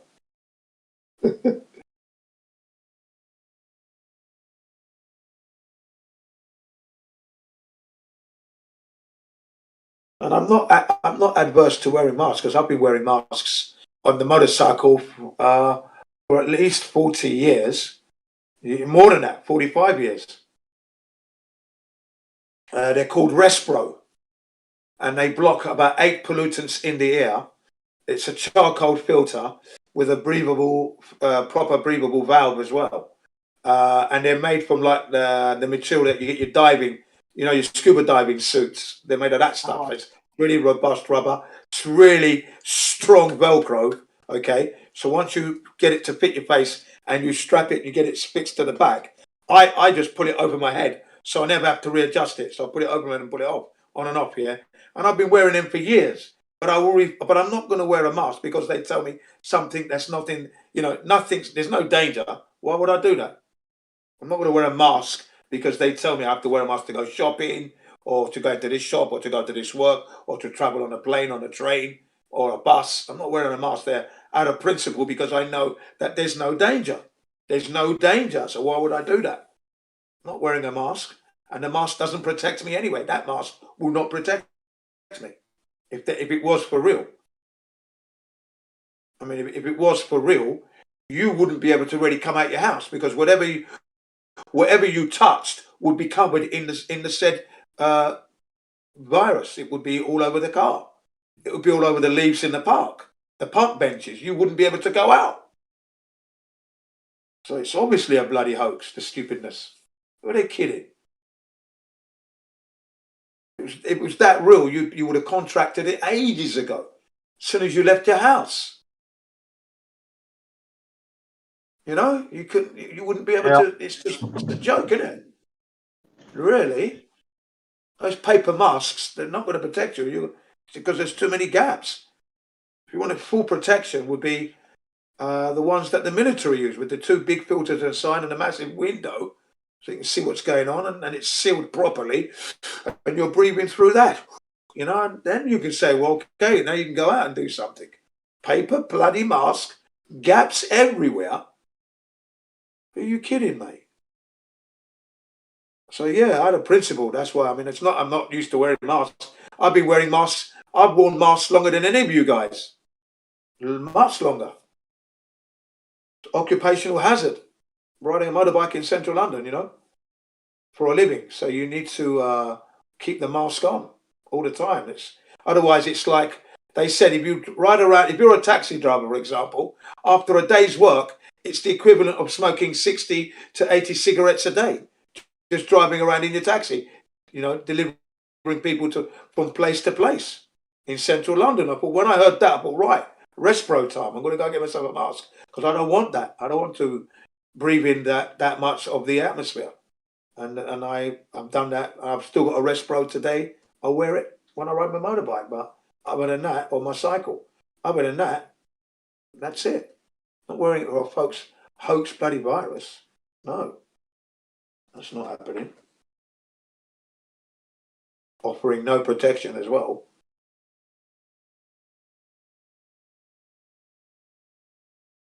And they try to emotionally blackmail you. Yeah, but you're endangering other people's life. Well, no, I'm not. How am I endangering your life? I'm healthier than you. You bum. Talking about I'm endangering your life. Get out of here. I don't know. And I don't care. Even if you had that yabba dabba do virus thing, right? And we're all in the room, I'm the only one, there's 100 people with the COVID. I'm not scared. I'd sit in there with him, let's play cards. I know my immune system is robust enough to cope. Okay, so I can be in a room with you people anyway. That you know that have got the jab or who are COVID and they've got it. Then yeah, I can be in the room with you. I'm not scared. You could sneeze, cough, splutter. I'm not going to butt an eyelid because I now know that it doesn't spread that way. So please carry on. You know, don't be worried. I'm not scared of you. Sneeze and cough as much as you like. Let's play cards though. Right, it's blackjack. Let's go. You know what I mean? Yeah. I'll raise you 500 and see you for 2,000. There you go. Come on. What you got? Well, you get my meaning, yeah. No need to be scared. There's just no need to be scared at all. No need. If you look after your health properly, then you are going to be okay. And if you do contract it, there's a 99% recovery rate anyway.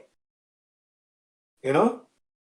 And then if you do, if you're in that bracket where you may pass away now, that's a 0.01 to 0.03% that you may die from it. And then that's only because you may have an underlying medical condition. Okay? And then your age is against you. So if you're in the upper brackets of the 70s and above, let's say, not even 70s, 80s and above, then you are going to be probably compromised a little bit because you may have if you have another illness. And you know, I mean, that's the same with the influenza flu. The flu is the same. You can be dying from that. So, you know, but for me, I haven't been sick in over 40 years. I'm confident that I'm not going to get this thing. I'm okay. I've got nothing to worry about. Never had a flu jab in my life. So, and yeah, no need for me. I'm healthy. I'd rather contract it naturally if I'm going to get it, and then have my lifetime immunity, because no manufacturer can beat lifetime. Sorry, you cannot beat the creator. Okay, sorry. No matter how much you want to dream, all you're doing is ripping everyone off, and then wrecking their lives. Oh, blood clotting. Can you imagine that? Blood clotting, and then the blood clot gets stuck in your veins, and then you have a heart attack or coronary, and then you're dead. All because they wanted you to take it so you can protect someone else. No, go and give it to that person. Protect that person. Don't protect me. Go and protect that person. Let them protect them with it. I don't want to protect anybody else. No, I don't want to do that. Sorry.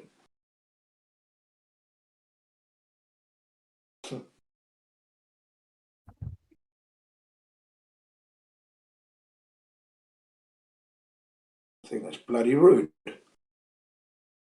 When I heard the word asymptomatic, it was the first time I ever heard that word. And I thought, oh, bloody hell, they're attacking me now.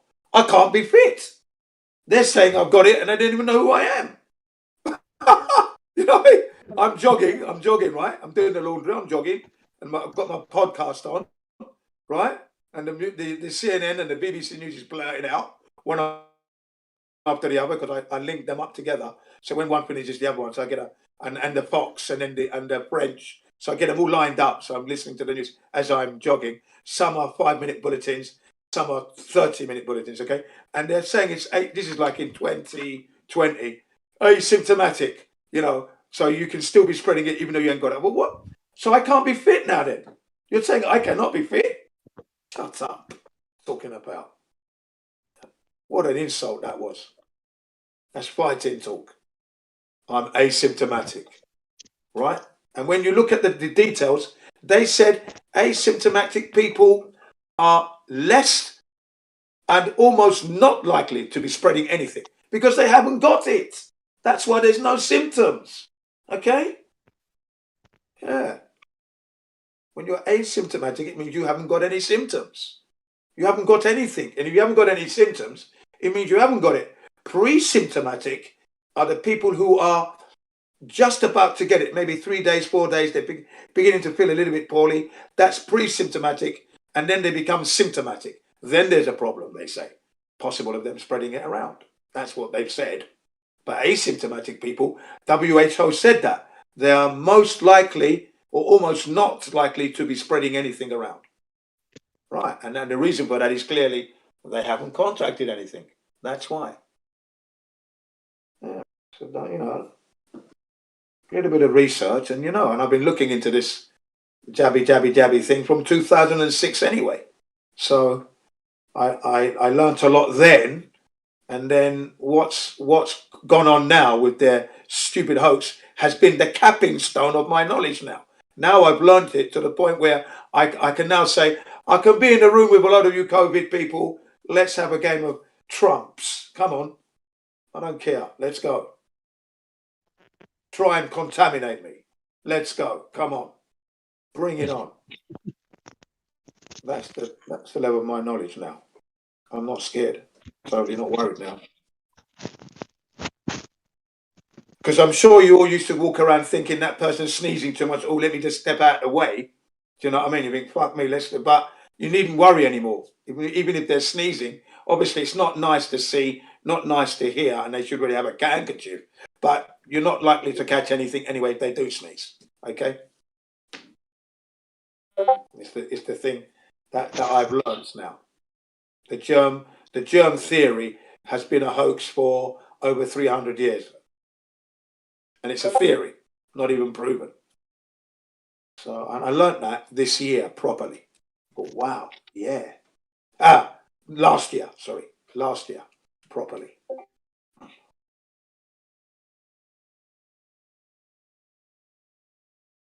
So I've got nothing to worry about. You think there's any end to it, Jen, or what do you think? They're just going to keep rolling it on? They're going to keep rolling it on, mate. I've heard 2025. I heard 2023 at first. Now I'm hearing 2025. So we've got to go to as far as 2025 before we see anything changing. I do believe at this point, Gio. Yeah.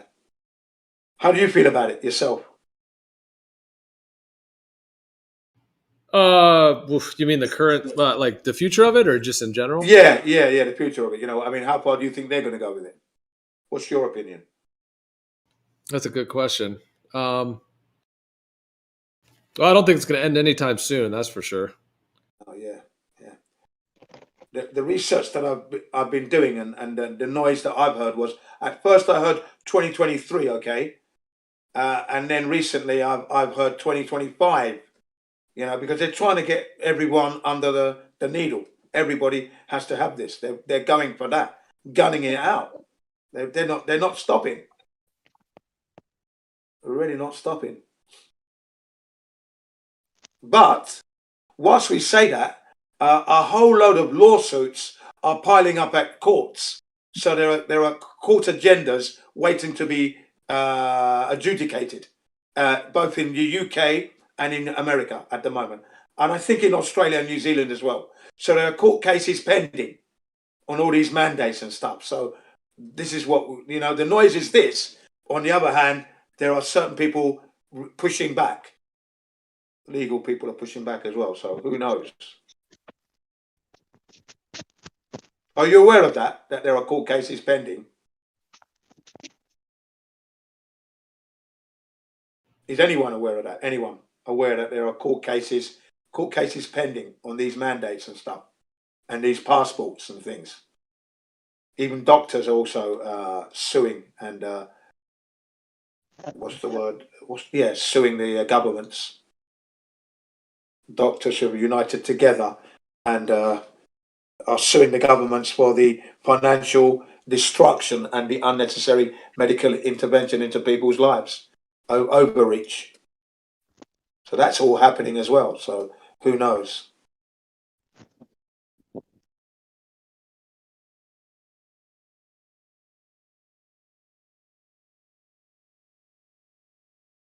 But I myself, I haven't changed anything in my lifestyle regarding my health and hygiene. I mean, I have a high standard of hygiene anyway, right? So I haven't bought any special sanitary stuff. Nothing's bought. Don't do that normally.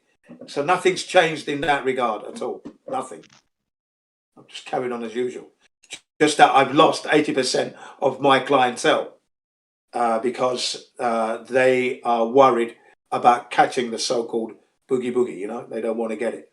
So they are. And then when they hear that black African Americans are more likely to get it and they're banning Nigerians from coming to the UK, I mean, it doesn't work for me, does it? You know? So to counter that now, I walk around without a mask, of course. I'm in shorts and it's winter, okay? And I'm saying to them, right, and I'm not going to be sick, you see. Aha. So who's telling the truth? What you hear or what you see in front of your eyeballs? Right. And I must admit, though, when I'm walking the streets, some people have deliberately crossed the other side of the road. Do you know that?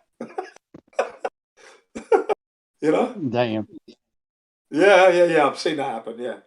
On occasions, yeah. Several times this year. Several. It happened yesterday, in fact, as well. Yeah, it happened yesterday, where a husband and wife. I'm walking up. I've got an orange, fluorescent orange. You can see me anywhere jacket, jumper on by Under Armour. I've got my shorts. I'm wearing shorts, hiking boots, and then you got the long hiking socks. So very fashionable, very stylish. Okay, and I'm marching. I got my music blaring out of the side arm pocket, and then these two people just walked to the other side of the road. Across the road quick. I looked at them and I put the thumbs up and I carried on going. Oh yeah.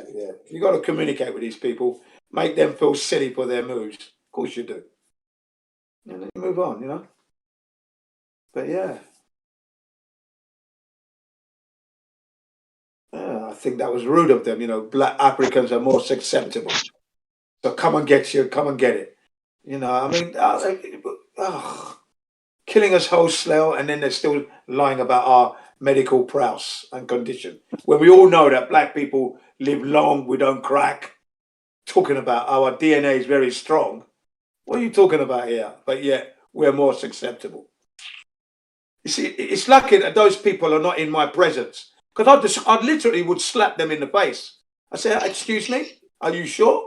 Yeah, I'd slap them up literally, and then I said, "Go and show me this data," with their arm around the neck. Do you know what I mean? Come and show me the data. Where have you seen this shit? You liar. You know, that's what they deserve. You know, good kicking, spreading such lies. Show me the studies, and I want to see the person's name, how long you studied them for, and what their condition was before and after. Where is this? No, you didn't do it. Why are you saying such a lie then? Nah.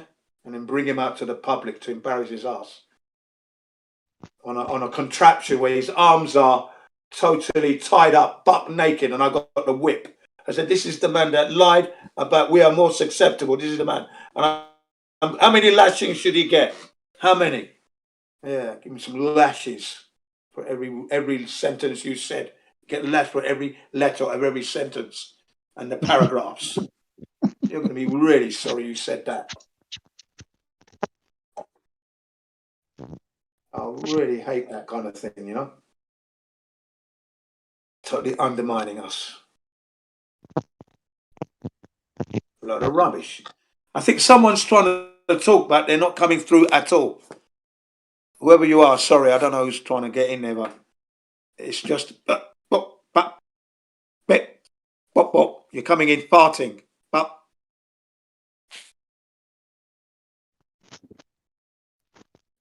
It might be me.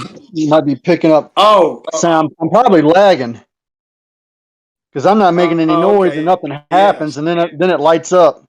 I might have to log off and log back in. No, you're all right, man, because you're talking all right now. It's just the nature of the medium. There's no need to log off. You're perfectly sounding perfect. I thought it sounded like someone else was trying to get in, you see, because I didn't have the screen on, because I use battery save on my iPad, so that I don't have to look at the screen all the time. You see what I mean, yeah? So only the speaker is working and the screen is not taking any energy from the battery. It's all about economical. That's what I do. But I do hate it when they do that, when they try and undermine our progress. You know what I mean? Crap. A lot of bollocks. So I'd love to be there. And I say to them, well, look, okay, how do you explain that I haven't been sick in over 40 years, sir, if we're so susceptible? How do you explain that? You know? And what kind of mental gymnastics they're going to come out with that? And if I can be like that, you can be like that, anyone can be like that. Okay? So we have to look at the history of the medical interventions that you've had compared to me, for example. And I think that the average US citizen has way too many jabs from the outset, unnecessarily. Don't need to have 72. We don't have that number at all. That's a mad lunatic number. We only get 3 when I was a kid. Now they're probably getting 6. All right, but they're trying to increase it. I have noticed. Okay, but it's nowhere near it's not even in the double figures yet. You guys are like bloody 72, 69. I'm hearing. What's going on? Why do you need that many to be living? So that obviously must compromise you. You know, must be compromising you guys, that stuff. And then to hear that the US consumes with the prescribed drugs from the doctors, and that's not the illicit drugs, because we know US is number 1 there, but the prescribed drugs from the doctors, right? The US consumes 25% of the whole world. That's a lot for one place to be consuming. 25, 1/4. It's a lot, man. So there's a lot going on out there. Your people have compromised your medical conditions. And if you're those who are getting these seasonally flu jabs, that's another thing you've gone and done. Just wrecked your body even further. So, yeah. I mean, I made my mind up at 19. I'm going to live a life where I don't need to go to the doctor, because I'm hearing all this cancer stuff back then. People are dying from cancer, and I didn't know what cancer was. I was scared of it. I thought, because no one knew what it was. I thought, fuck it, what is this cancer shit? Okay, look, yeah, I'm going to live a healthy life. Fuck this, you know what I mean? I can't be asked. So solid. Before I was 19, 18, bang. I'm going to be living a life where I don't need to go to the doctor. And the only time I went was due to a motorcycle accident in 1988, where I brought a brand new bike, Honda Dominator. I hadn't had it a week. Okay, it rained. Okay, so brand new tires on. So the tires are not quite running yet, because when you've got a brand new motorbike, you've got to run the engine in. Okay, so you're not riding around at breakneck speed. You're not. It's all slowly, keeping the revs low, so that the engine, for the first 500 miles, you've got to run it in. And then you go for that 500-mile service where they change the engine oil and they change the oil filter. That's all they do there in that 500 miles, but you've got to run it in. So you collect any swarps and any metal particulates that may fall off the engine from the inside. Okay, right. And then it would be collected by the air filter. So for that first week, I was running in. So I wasn't running around at breakneck speeds, okay? So it rained heavily, but then the sun came out. And I was by Waterloo Station, right by the Shell building, famous petroleum company, Shell.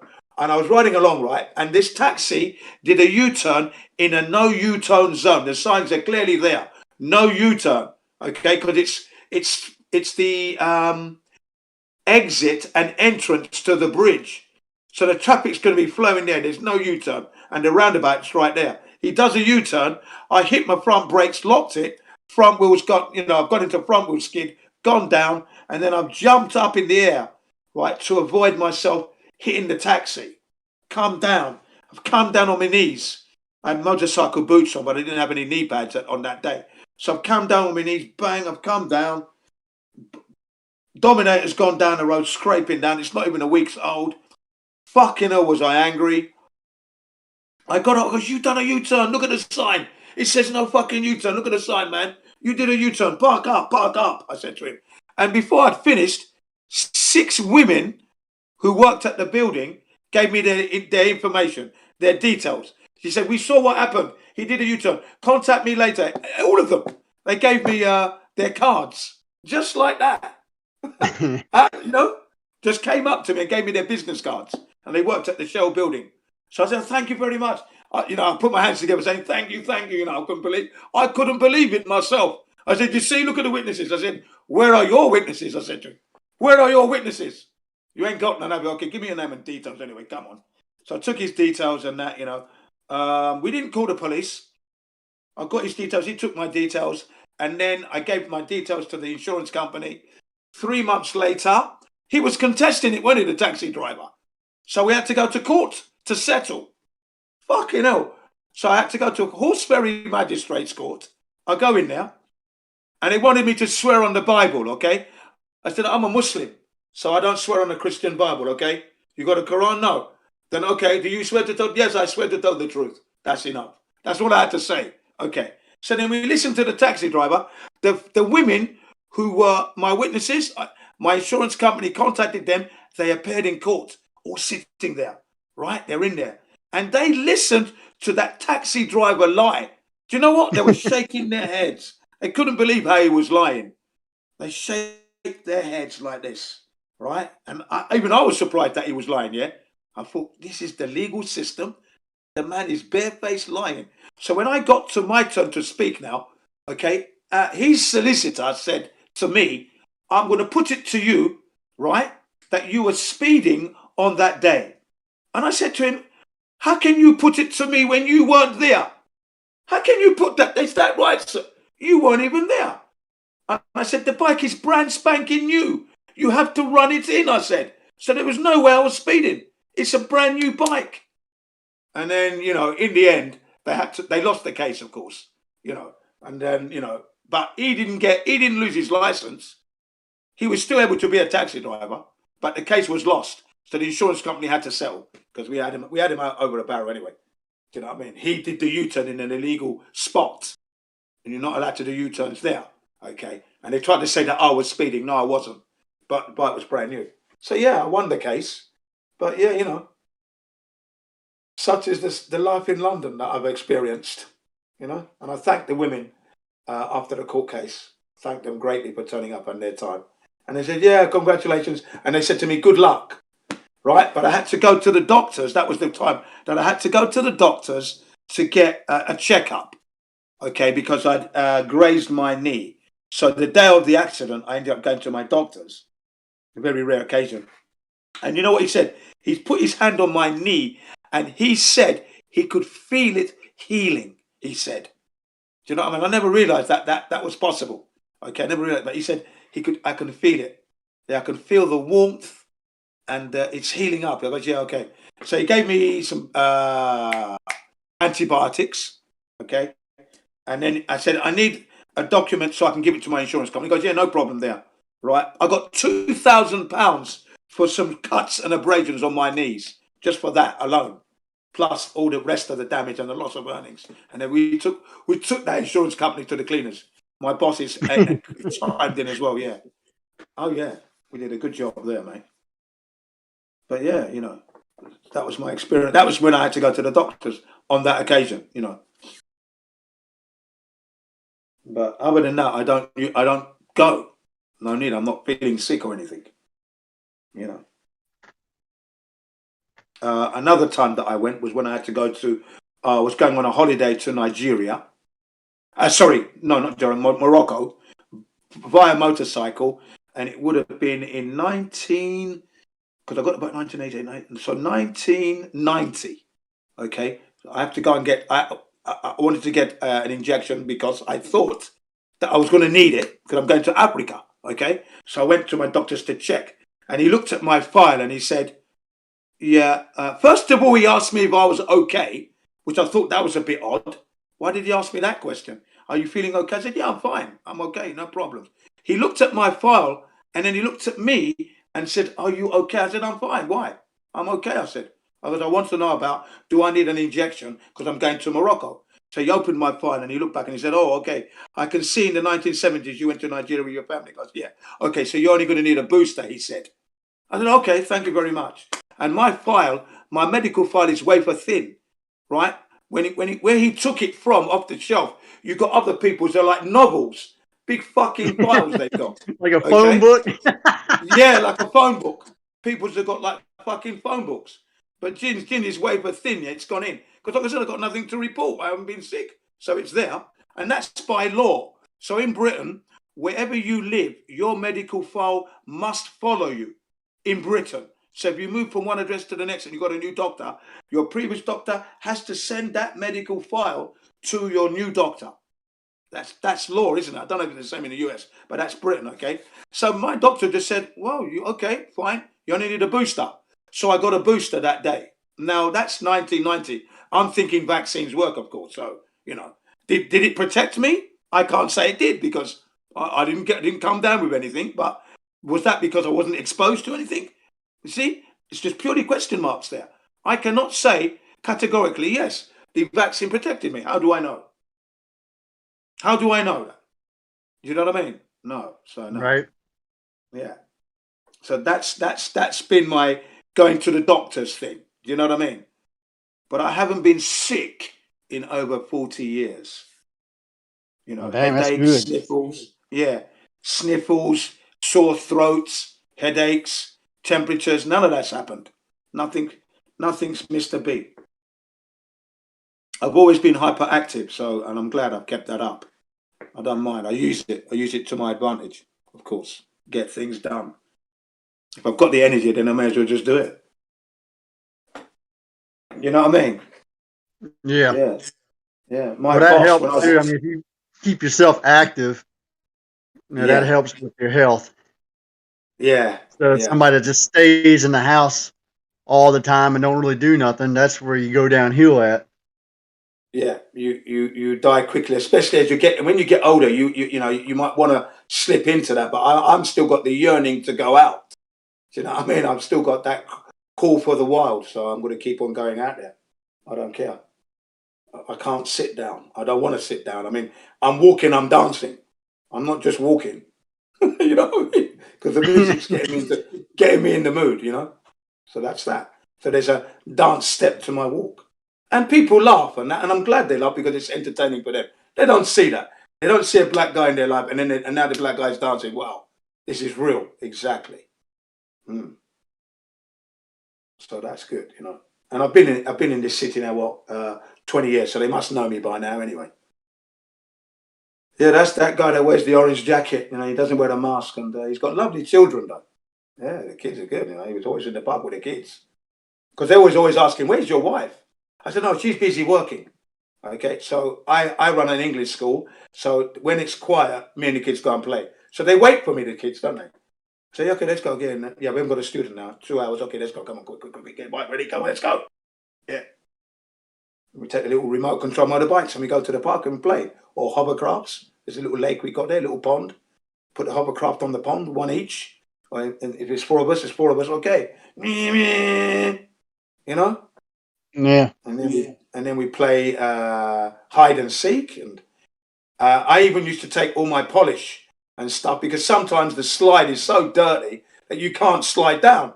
So we get a rag, we rinse it down, and then we spray that car wax and wax it down. Then you're fucking going down here like a, you know, super fast, and they love all that.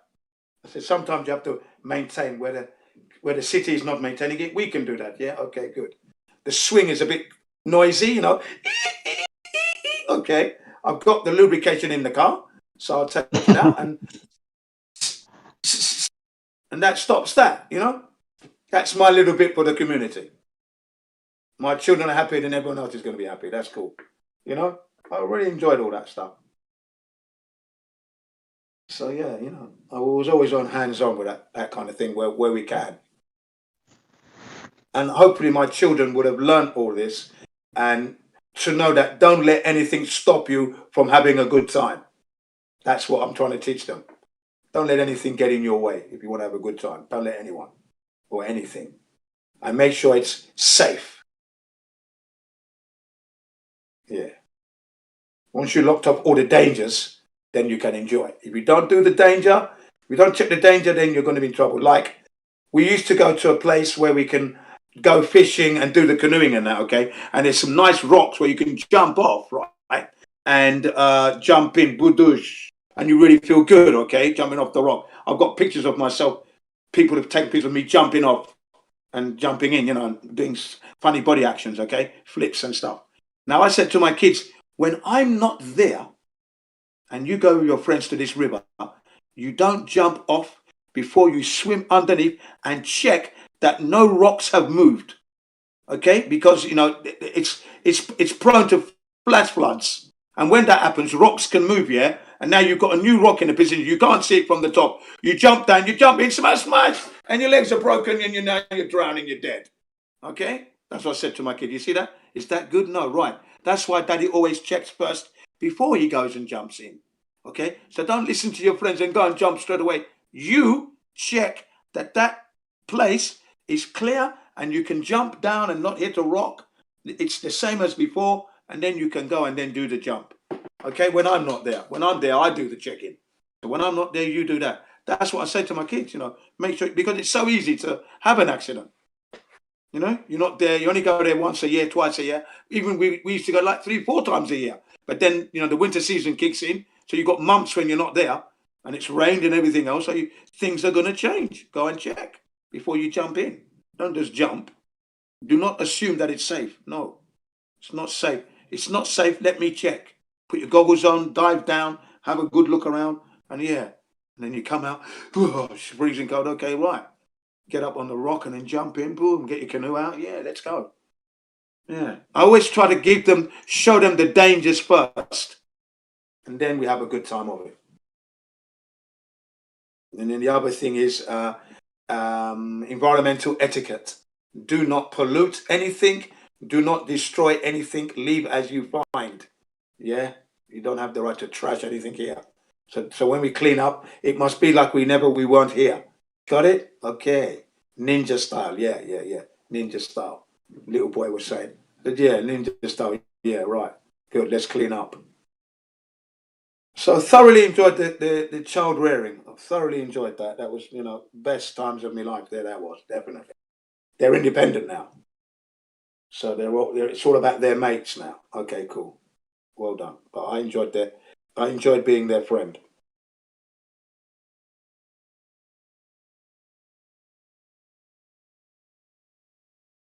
And hopefully you guys will, if you ever have children, you'll think the same way. Enjoy it. Own it. They're your kids. Governments don't give a shit. So, you know, the children are going to be pooing in their diapers. Get with it. Clean it off. They're your children. Clean your kids better than the hospital can, because they're yours. If you can do woodwork, you can do the carpentry, electric work and that, you can do your kid. It's easier, much easier. No tools required. So there you go. And you don't get guffed up knuckles and that. Yeah. And then, you know, your wife's going to be happy because you're taking part in the rearing. You're happy because you're proud. It's your son, your daughter. You're cleaning them up nicely. Yeah. You know, I said to my wife, no woman can do it better than me. Not you, not the nurse. I challenge you. I challenge you. So I said, yeah, I fucking challenge you. Yeah, you ain't going to do it better than me. No chance. Yeah. Yeah. And that's how you bond with your kids, you know. My wife didn't have the postnatal depression because I worked it out that what would be the good idea would be that if when I finish work at like 9 o'clock, 9:30, then it's my shift. So she would then go into the spare room, which is all laid out, and she won't need to, upstairs it would be, so she doesn't have to hear the baby at all. Then I take over. So whilst they were having breast milk for mummy, from 9:30 to like 6 in the morning, that would be formula milk that I had already set up, sterilized, ready to go. And then I did the shift. And then I'd be doing the research on the YouTube and the Google and that, watching the TV, the news. And the baby was in this straw crib, nice, right there. One little murmur, and I'm on it. Yeah. Change the nappy, wipe him up nicely, warm towel, yeah, clean him up, put a new one on. Yeah, that's done. Now do the milk, sit him on my arm like that, comfortable, solid, feed him the milk. He's drinking that like a trooper. Well done, son. Nice. Okay. Put the bottle down. Towel, just clear up the mouth. Then I've got a towel over my shoulders. Okay. And then I've got him on my shoulder. And then what I do is I give a little tickle to the side and then, because it makes they burp. That's how you get them to burp. Rather than tap the back. Because I've seen mums tapping the back and it turns out to be a slap.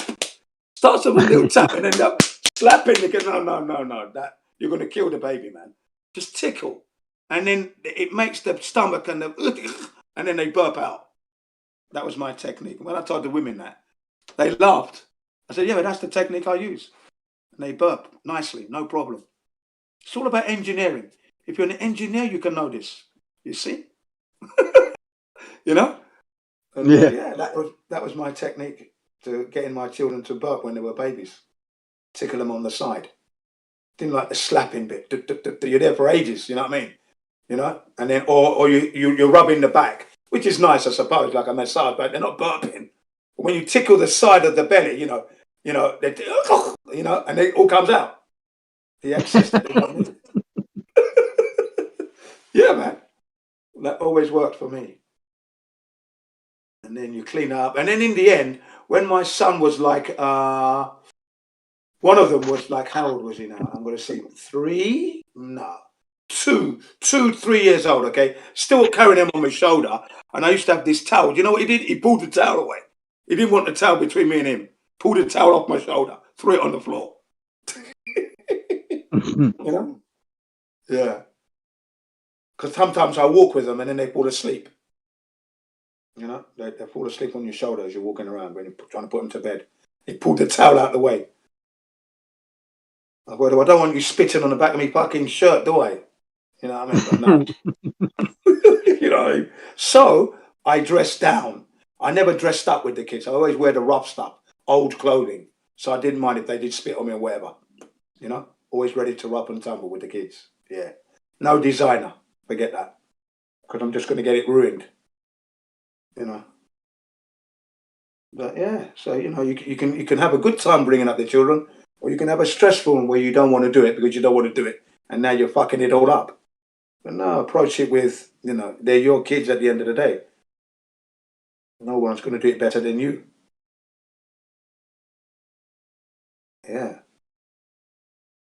And I had to do that so that my wife, I didn't want my wife to have this postnatal depression. When she gave birth to my first son, she was worried and she was in tears at the very beginning. When she finally came home after a week being in hospital, first day home, she broke down and cried. I said, what are you crying for? Because she said, but I don't know what to do and all that. I said, don't worry, I'm here. So we can do it together. Don't worry, man. I'm going to be here to help you. I'm going to be better than you and the nurse. Because I saw what they did. I wasn't happy. I saw the way they were doing it and I wasn't happy. I wasn't happy at all. That's why I said that. I said, I'm going to do it better than you and the nurse. So don't worry. Okay? Okay. Don't worry. I'm going to be here for that. Yeah, and it worked out trumps. No problem, man. I did the nappy stuff because she wanted to buy the Pampers. I said, no, that's not environmentally friendly. So we had to go the old school way where you've got nappies. So we had like 60 nappies, because they're going to go through them daily, yeah. And then you got to have some that you have in the house, and then the spare batch that you've got in the car when you go out. That's why we had that many, all right. And yeah, and then basically when you grab a nappy and you got a nappy liner on there, so there's a liner that you get so that the actual nappy doesn't get too stained. And then you've got when they what's the word I'm looking for there now, when they fouled the nappy, you then take that nappy out and you put it in a bucket that's got bleach, which is a very light bleach that doesn't harm the children's skin. So it's strong enough to remove the stains, but not harmful to skin. Okay, we got that in there. Hot water in a bucket, and that's there all day long. So you're putting it in. Once that bucket's full, you then pour that out, wash, put it in the washing machine, wash, and then dry. That was my job. I had that well under control. For 3 boys, the 4th one went on to Pampers. My wife gave in the end. But yeah, I did 3 boys that way. And then the nappies I gave to one of my students, who she became pregnant, and she heard my stories over the years as they were growing up. And she asked me, do you still have those nappies? I goes, yeah, they're clean, ready to go. Yeah, here you are. And I gave them to her to use. So she's got them now. Old school fashion. Child rearing is not as bad as people make out. Can be expensive at times, but you can control that as well. I think girls cost more than boys. I've got 4 boys, so I've been lucky there. or have I? I don't know.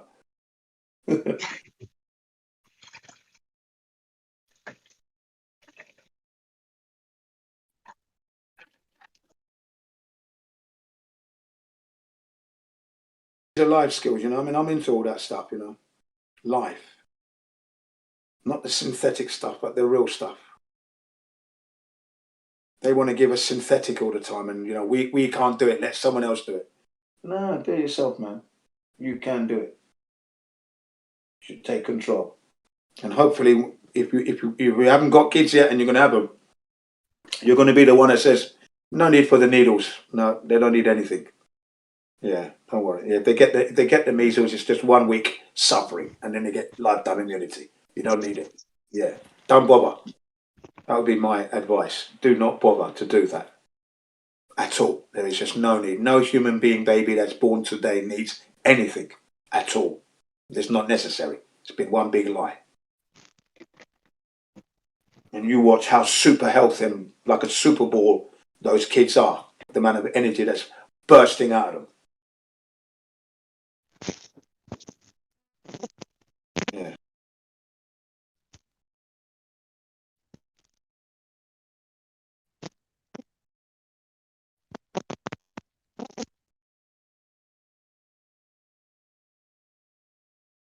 Yeah, I shit you not. You don't need to do any of that. There must come a time where you must break the cycle. We've reached those crossroads now. Time to take heed, take warning, caution, and then act appropriately. Dangerous road ahead, sidestep. That's what this is all about now. Keep fit, do your exercises, get ready, just in case it goes like Australia. And they're going to try and put their hands on you. You got to give them such a pain that they've never felt before that they won't do that again. Yeah, I'm prepared to grab your nuts, poke you in the throat. That's what it's all about. You're going to know you dealt with Jin CBR1. You're going to know. It's not going to be that easy. I might be 60 years old, but I'm not foolish. Don't worry. Karate is coming in plus. Karate, jiu-jitsu, rough and tumble, guerrilla fighting. It's all coming in. You're going to need at least 3 or 4, not one person.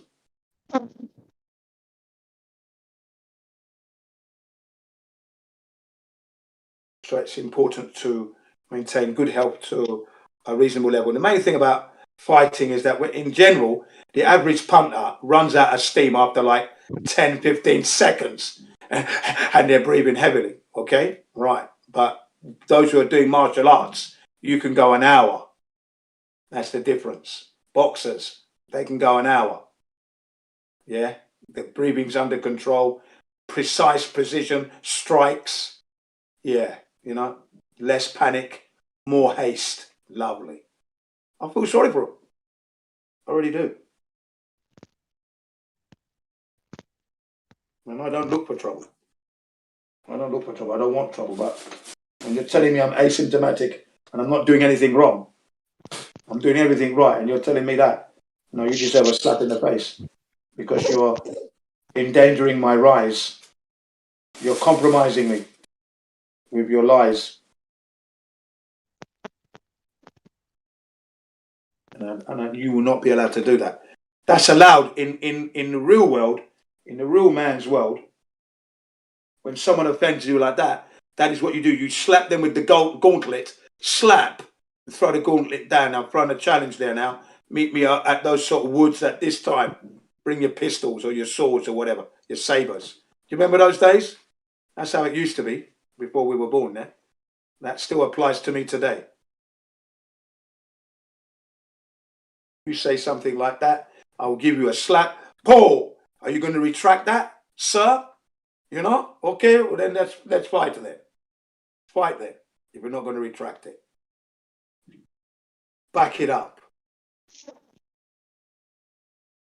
That's fair, as far as I'm concerned.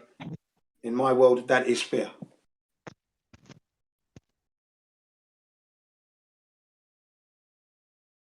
Blacks are more susceptible, Afro-African Americans are more susceptible to the COVID-19 than everybody else. Oh, really? And then my black brothers and sisters running down there to go and get the injection.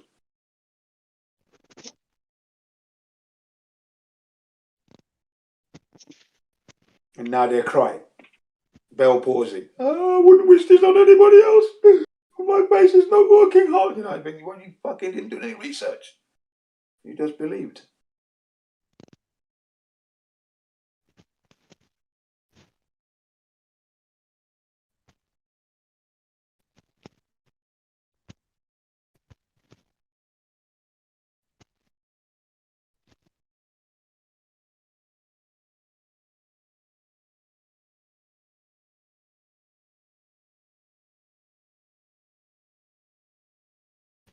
Right, guys, I'm going to bounce out. I'll catch up with you guys later. Okay? Enjoy. All right, man. Thanks for the chat. Yeah, enjoy the weekend, guys. Thanks. Hopefully you'll have some customers sooner or later.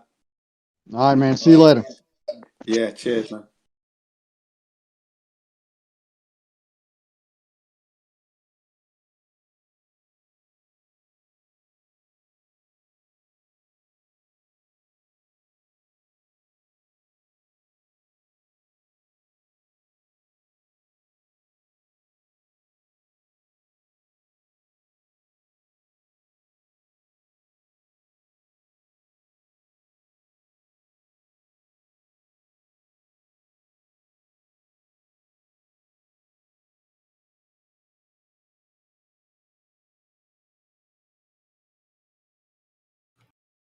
So, Chad, are you going to debate Babs moon gazing?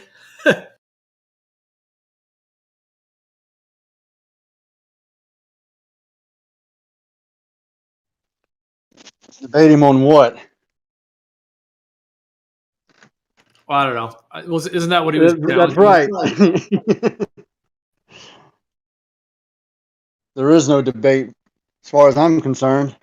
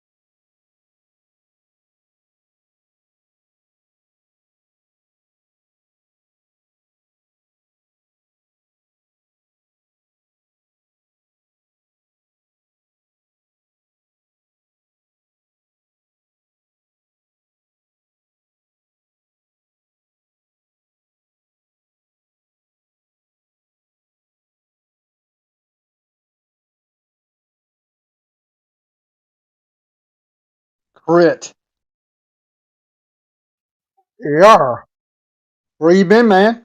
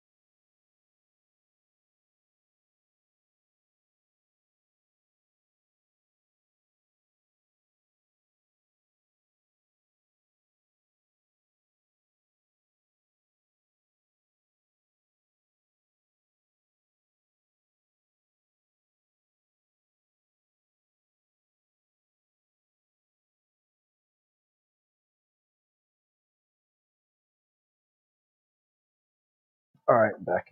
I just had some stuff going on, and kind of felt like it was a good time to take take a day, just kind of do some things, and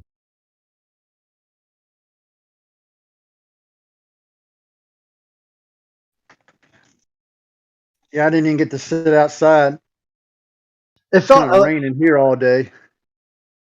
yeah. I was looking around at some of the tech channels and stuff, and it looked like a lot of people were chiming in. So I just kind of just sat back and just read, read what's going on and listened to other people's voices and stuff. And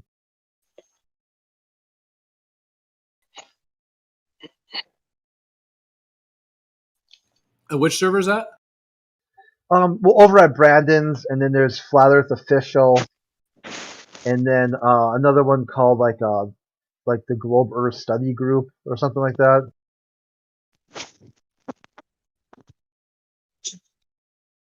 It's like I didn't really feel like I had anything to add, so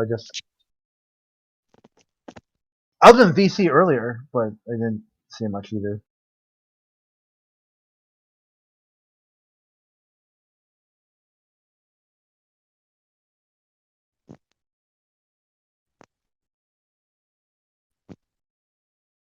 I'm just kind of waiting for the next big globalist thing, because they're kind of out of gas right now. I kind of feel like, uh, commercial space flight canceled, lunar mission canceled, bunch of wild claims about going to the sun.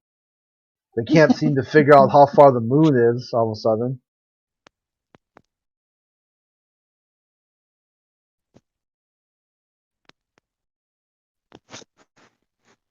It just feels like they're really trying to hit that drama playbook, and it's just not something I feel like I'm interested in anymore. So what they went from the moon, well, this is how far away the moon is. And then I don't remember what year it was. And then they said, well, the moon is in the Earth's atmosphere. And now they're getting ready to change their mind again and say the moon it's farther away than we thought. Yeah, no, it's too far. It gets close and gets far. It's too far. It's too far. You can't get there. You're like, didn't you say you went there 6 times? Like, no. They go like, what are you talking about? Yes, you did. Yeah. Well, all the zombie reporters that would be in there, none of them would stick up their hand and say, hey, wait a minute. I thought we went in the 60s, Yeah, they'll be like, nope, that didn't happen. That was a plan. That was like Nixon's plan, but it kind of fell through. There were some orbital flights, but yeah, no one landed on the moon. What are you talking about? Where did you get that? And still, nobody would stick up their hand and say, hey, wait a minute. Well, what are we looking at? Just like the Iraq War, right? Where they finally said, yeah, so we overthrew Saddam and we got regime change. And any questions? Like, not one reporter stood up and said, where's the nukes?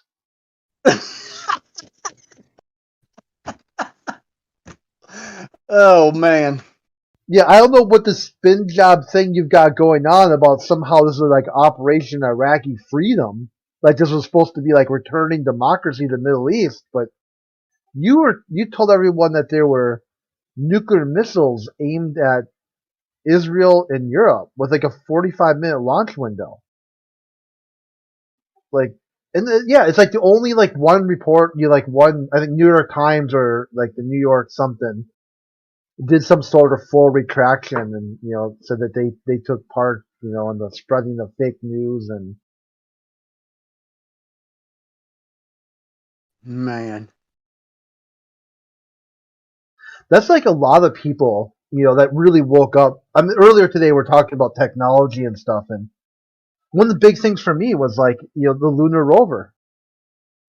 After World War II, everyone wanted a Jeep. It was like the cool thing to get. This is like military surplus, help pay off the war effort. After the Apollo mission, no one gave a crap about electrical cars. Like a dune buggy. Here's an electrical dune buggy. Does anyone want one? Not one person. Not one person wanted one.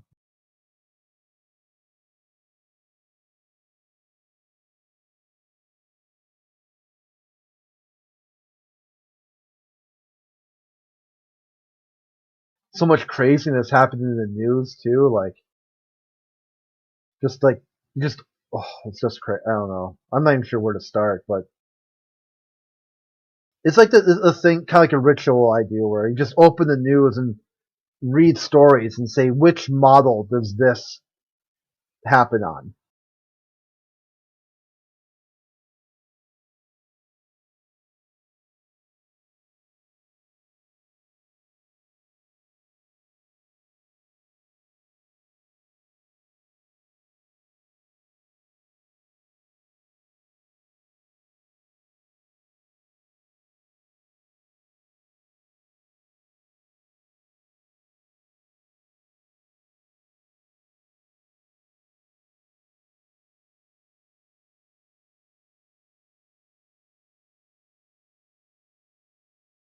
The moon's too far. We can't get there. That is so fun. Oh man, it's gonna be hilarious if they have the press conference and they say that, and nobody will say a word.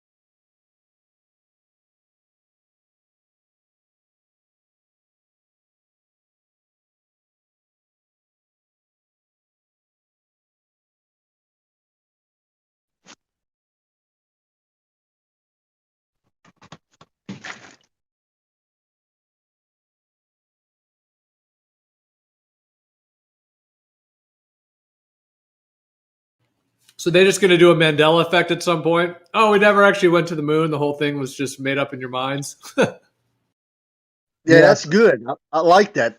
That's probably what will happen. That's what I'm thinking too. Well, Crit, didn't they already do the thing that we just kind of brought up about? Well, I know we just kind of I think they said something about. I heard the same thing too, where they're saying something about the moon is farther or something. But when you said it's too far to get there, we can't go. Well, they've already done something like that. Maybe you've heard of this. I listened to somebody talk about it, where this is the NASA and they got the people in there, the reporters and all that, and they're like, well, we got to build all this. We got to build this technology where the spacesuits, they can't go from the inside of the craft to the outside and be exposed to the moon and then come back into the craft. We have to have these special suits that dock on the outside, and the astronaut will slip in from the back and then walk off. And then when he comes back in, he docks back in and then kind of reverses back into that. And then they're like, well, we got to build like these shields, because of the radiation. It'll be too much radiation. That'll endanger the astronaut's life. And we got to build this great big special rocket. And the guy's like, and nobody stuck their hand up and said, well, wait a minute. I thought we did this back in the 60s and the 70s. Did you hear that one? That press conference? No, I mentioned, and I heard other people talking about it too, but I didn't read it or watch it yet. I think it was damn, what the hell is his name? He's dead now. Well, gee whiz. Is it Dave McGowan? Does that sound right? He wrote a series of books. I don't know if they're books, but they're papers. Wagging the Moon Doggy. You ever heard of that or that guy? No. No? I'm trying to blank. Yeah. I mean, the lunar. Well, I would tell you to try to look it up on YouTube, but I wouldn't be surprised if his videos have been pulled down. I mean, you can try. No, Dave McGowan. Yeah, a lot of the lunar. Yeah, a lot of the lunar stuff, I kind of have moved on from that topic. That was I probably, if I saw that, I'd be like, oh yeah, okay, I remember now. Because there was a dude who worked, who was a Mensa member. Yeah, I brought that up because we were talking about the moon, and nobody would say, would even question it about, well, I thought we did this and did that. And they're telling us, well, we can't do that.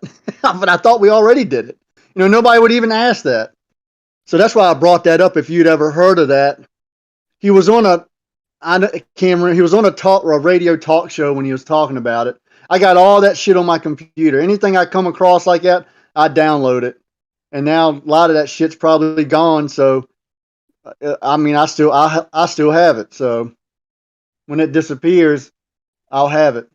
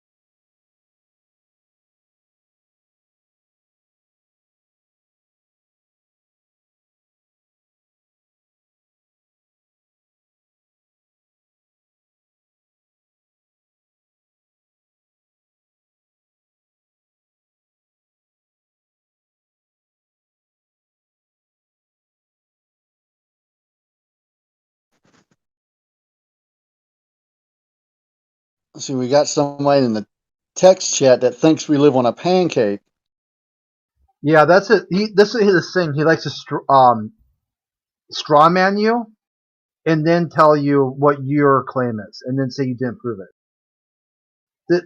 He's gone back. I don't know nothing about a pancake. I mean, I've ate them, but I've never heard such nonsense of living on one. He might think that. He can think that all he wants. Yeah, it's I've tried to talk to this dude. He invited Flat Earthers to his server.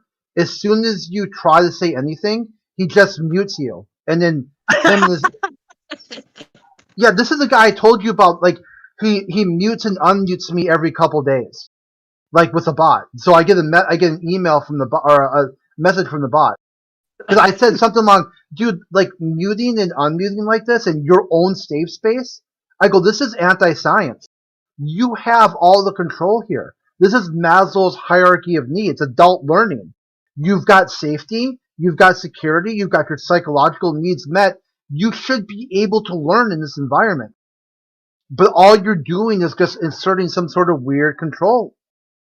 And then, so now his shtick is to block and unblock. He'll send me a message, and I'll try to reply, but it says, this user has you blocked.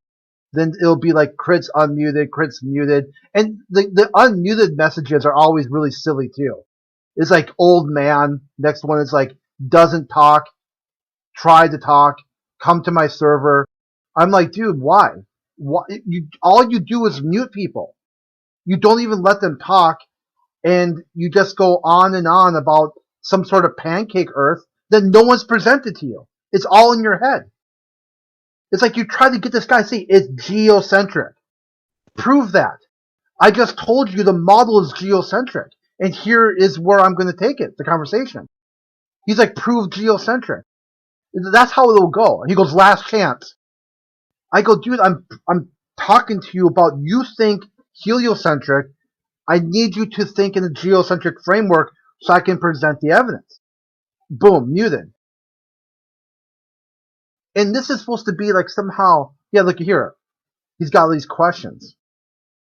If you've got questions, you should be able to take answers. I'm not Is that saying the this. Earth? Yeah, I need some. I like to have some of that. Yeah, I haven't had pancakes. pancakes in a long time. Oh, look at the syrup is just going over the plate too. If you keep watching the GIF, oh, it goes backwards, forward and backwards. Oh, but Geo, that matches the news article. Because like the news article talks about time going backwards and forwards.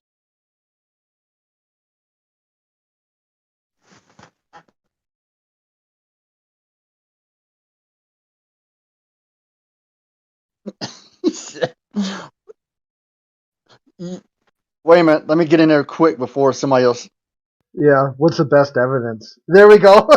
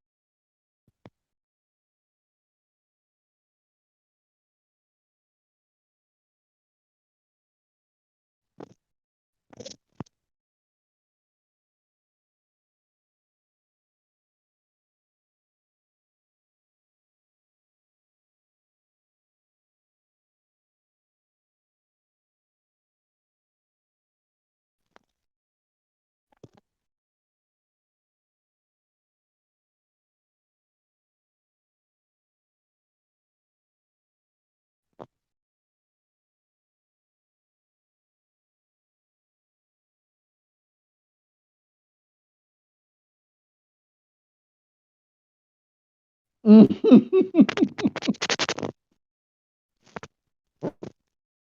1 o'clock, 2 o'clock, 3 o'clock block, 4 o'clock, 5 o'clock, 6 o'clock sock.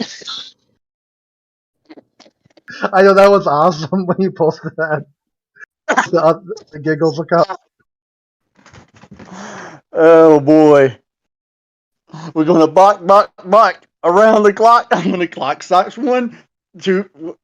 I'm about to listen. That's Bill Haley in the comments, right? Yeah. I'm about to listen to that just so I can twist the words around and turn it into some, like I was just trying to do.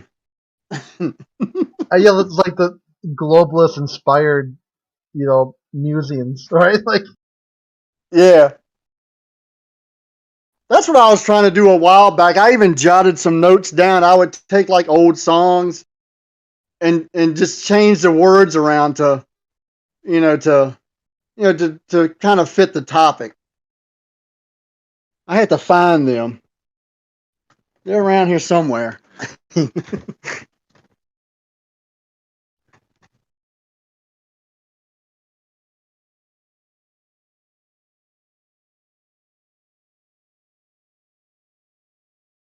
I might have moved them. I might have stuck them in my room or something. Like that song Cars. I was like, here on the ball, I feel safest of all. I can write the math on the wall. It's the only place to live on ball. yeah, I watched this thing about World War II, the Battle of Midway, and they talked about the Nagagumu's or Nagiumu's dilemma, where it was like these uncoordinated American attacks that were just enough time where he couldn't rearm his planes. So he had to decide that if he's going to recover the planes coming back from Midway, or if he's going to launch a counterattack. So they said, so basically in the military doctrine at the time was you always recover first before you launch. So he kind of did that, even though it was the wrong decision to make in hindsight, looking back, because the American fleet, the American aircraft carrier would have been hit by the attack, which they thought it wasn't an aircraft carrier at the time. So I said, so basically what happened was is that he decided not to waste time and use all the time he had. So then, I said here, the atheist globalist dilemma inspired by Nagumu's dilemma.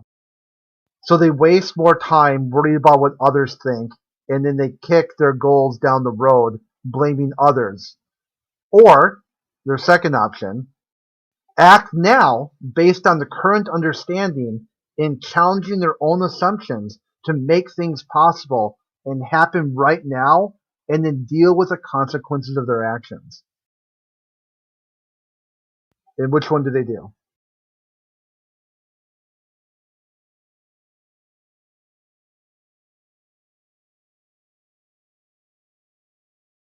Yeah.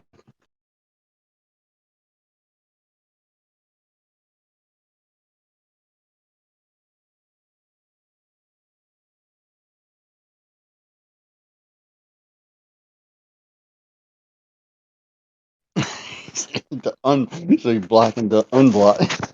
Yeah, that's the thing too. Like, okay, you're blocked. Okay.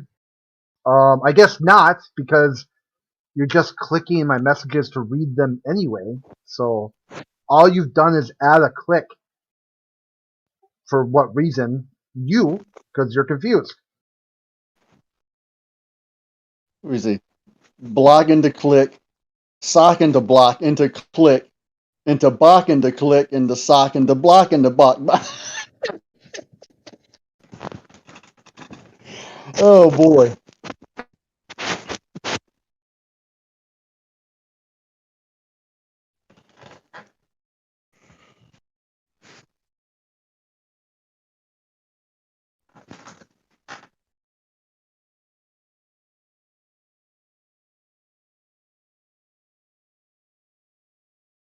Did he say it like Vinny Barbarino? I'm so confused.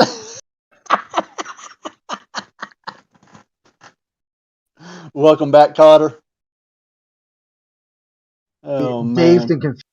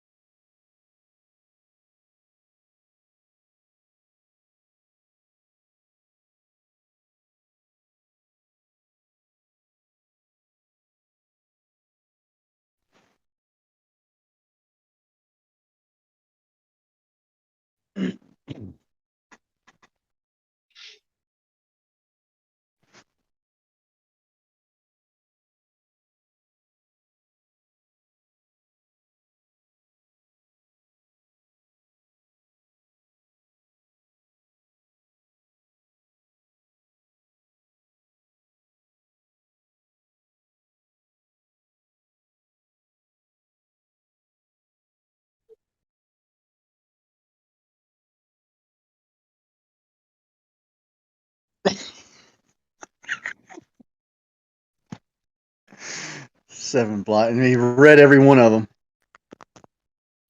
But that's only 6. He can't count. Yeah, it's only 6.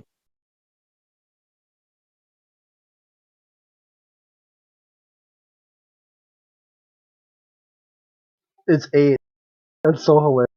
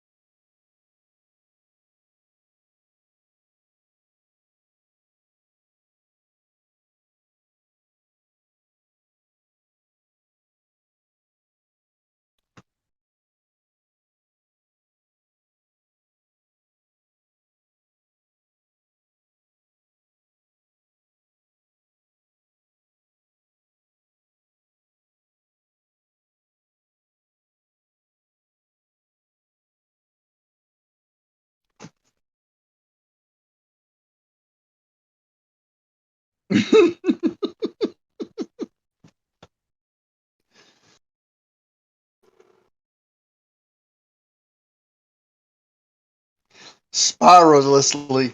Hold on.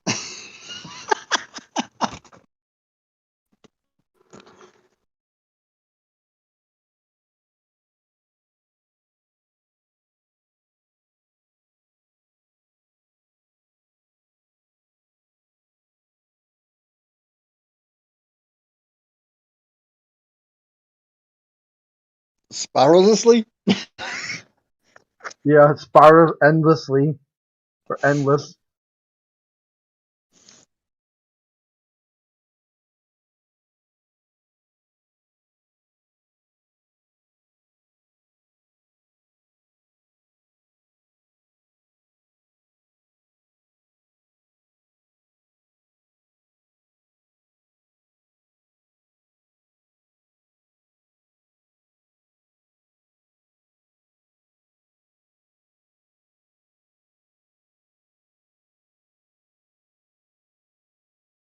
Like, prove to him space pizza from the sun. Third space. I go, I'm not. Why would I prove that? Third That's pizza not. from the sun. Yeah, that's not what I'm talking about at all. Oh boy.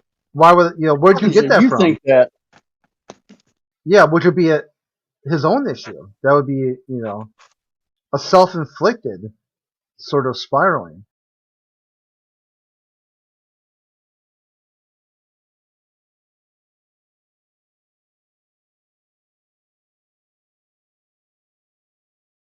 I mean, that's just dumb. We're dumb because, well, we don't believe that the Earth is a ball floating in space, but they think that we think it's a flat disc floating in space. That's even more dumb. That's more dumb than the thing that actually is dumb.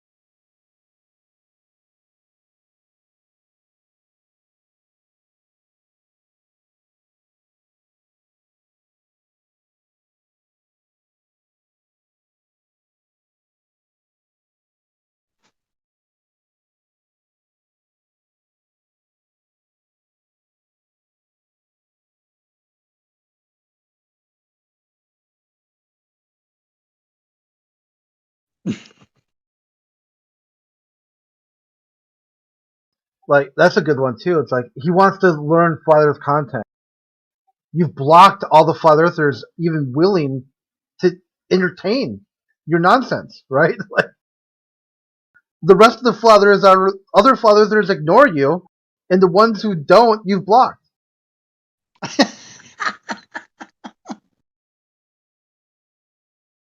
Explain that on the globe.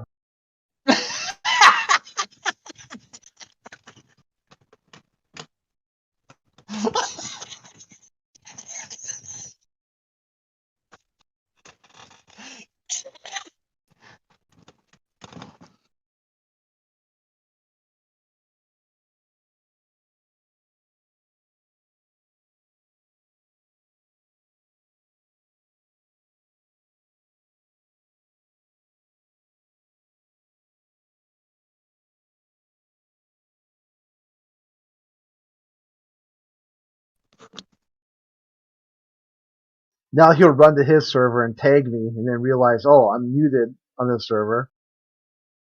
If Crit doesn't respond in 5 seconds, that means Earth is a globe. Dude, you got me muted on your server, and I'm responding to you here, but you blocked me. It's like riddle that in their mind, like just parse that out for a little bit, and just write it on a piece of paper, like some sort of logical, flow of ideas. And once you start picking up the contradictions, then you'll get it. Until then, I can't help you. I just can't. There's nothing I can do for you if you think muting somebody proves that if they don't respond, it's anyone's fault but yours.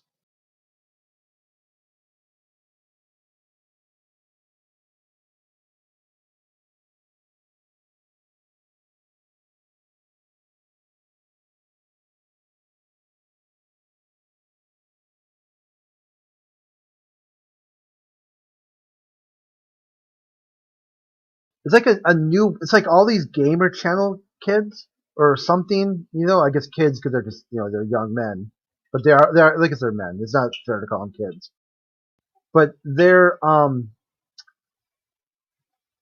they seem to get into this mode where they lose at these video games, and then they want to win the internet before they log off for the night. Okay, you got stomped in roadblocks, or like I don't know what's the other thing, League of Legends or whatever game you're playing, you got destroyed. Doesn't mean you try to find some people on the internet to win the internet before you log off. That's not going to settle the score and somehow make your day worthwhile. You make your day worthwhile by what your actions, your corporal works, make your day worthwhile.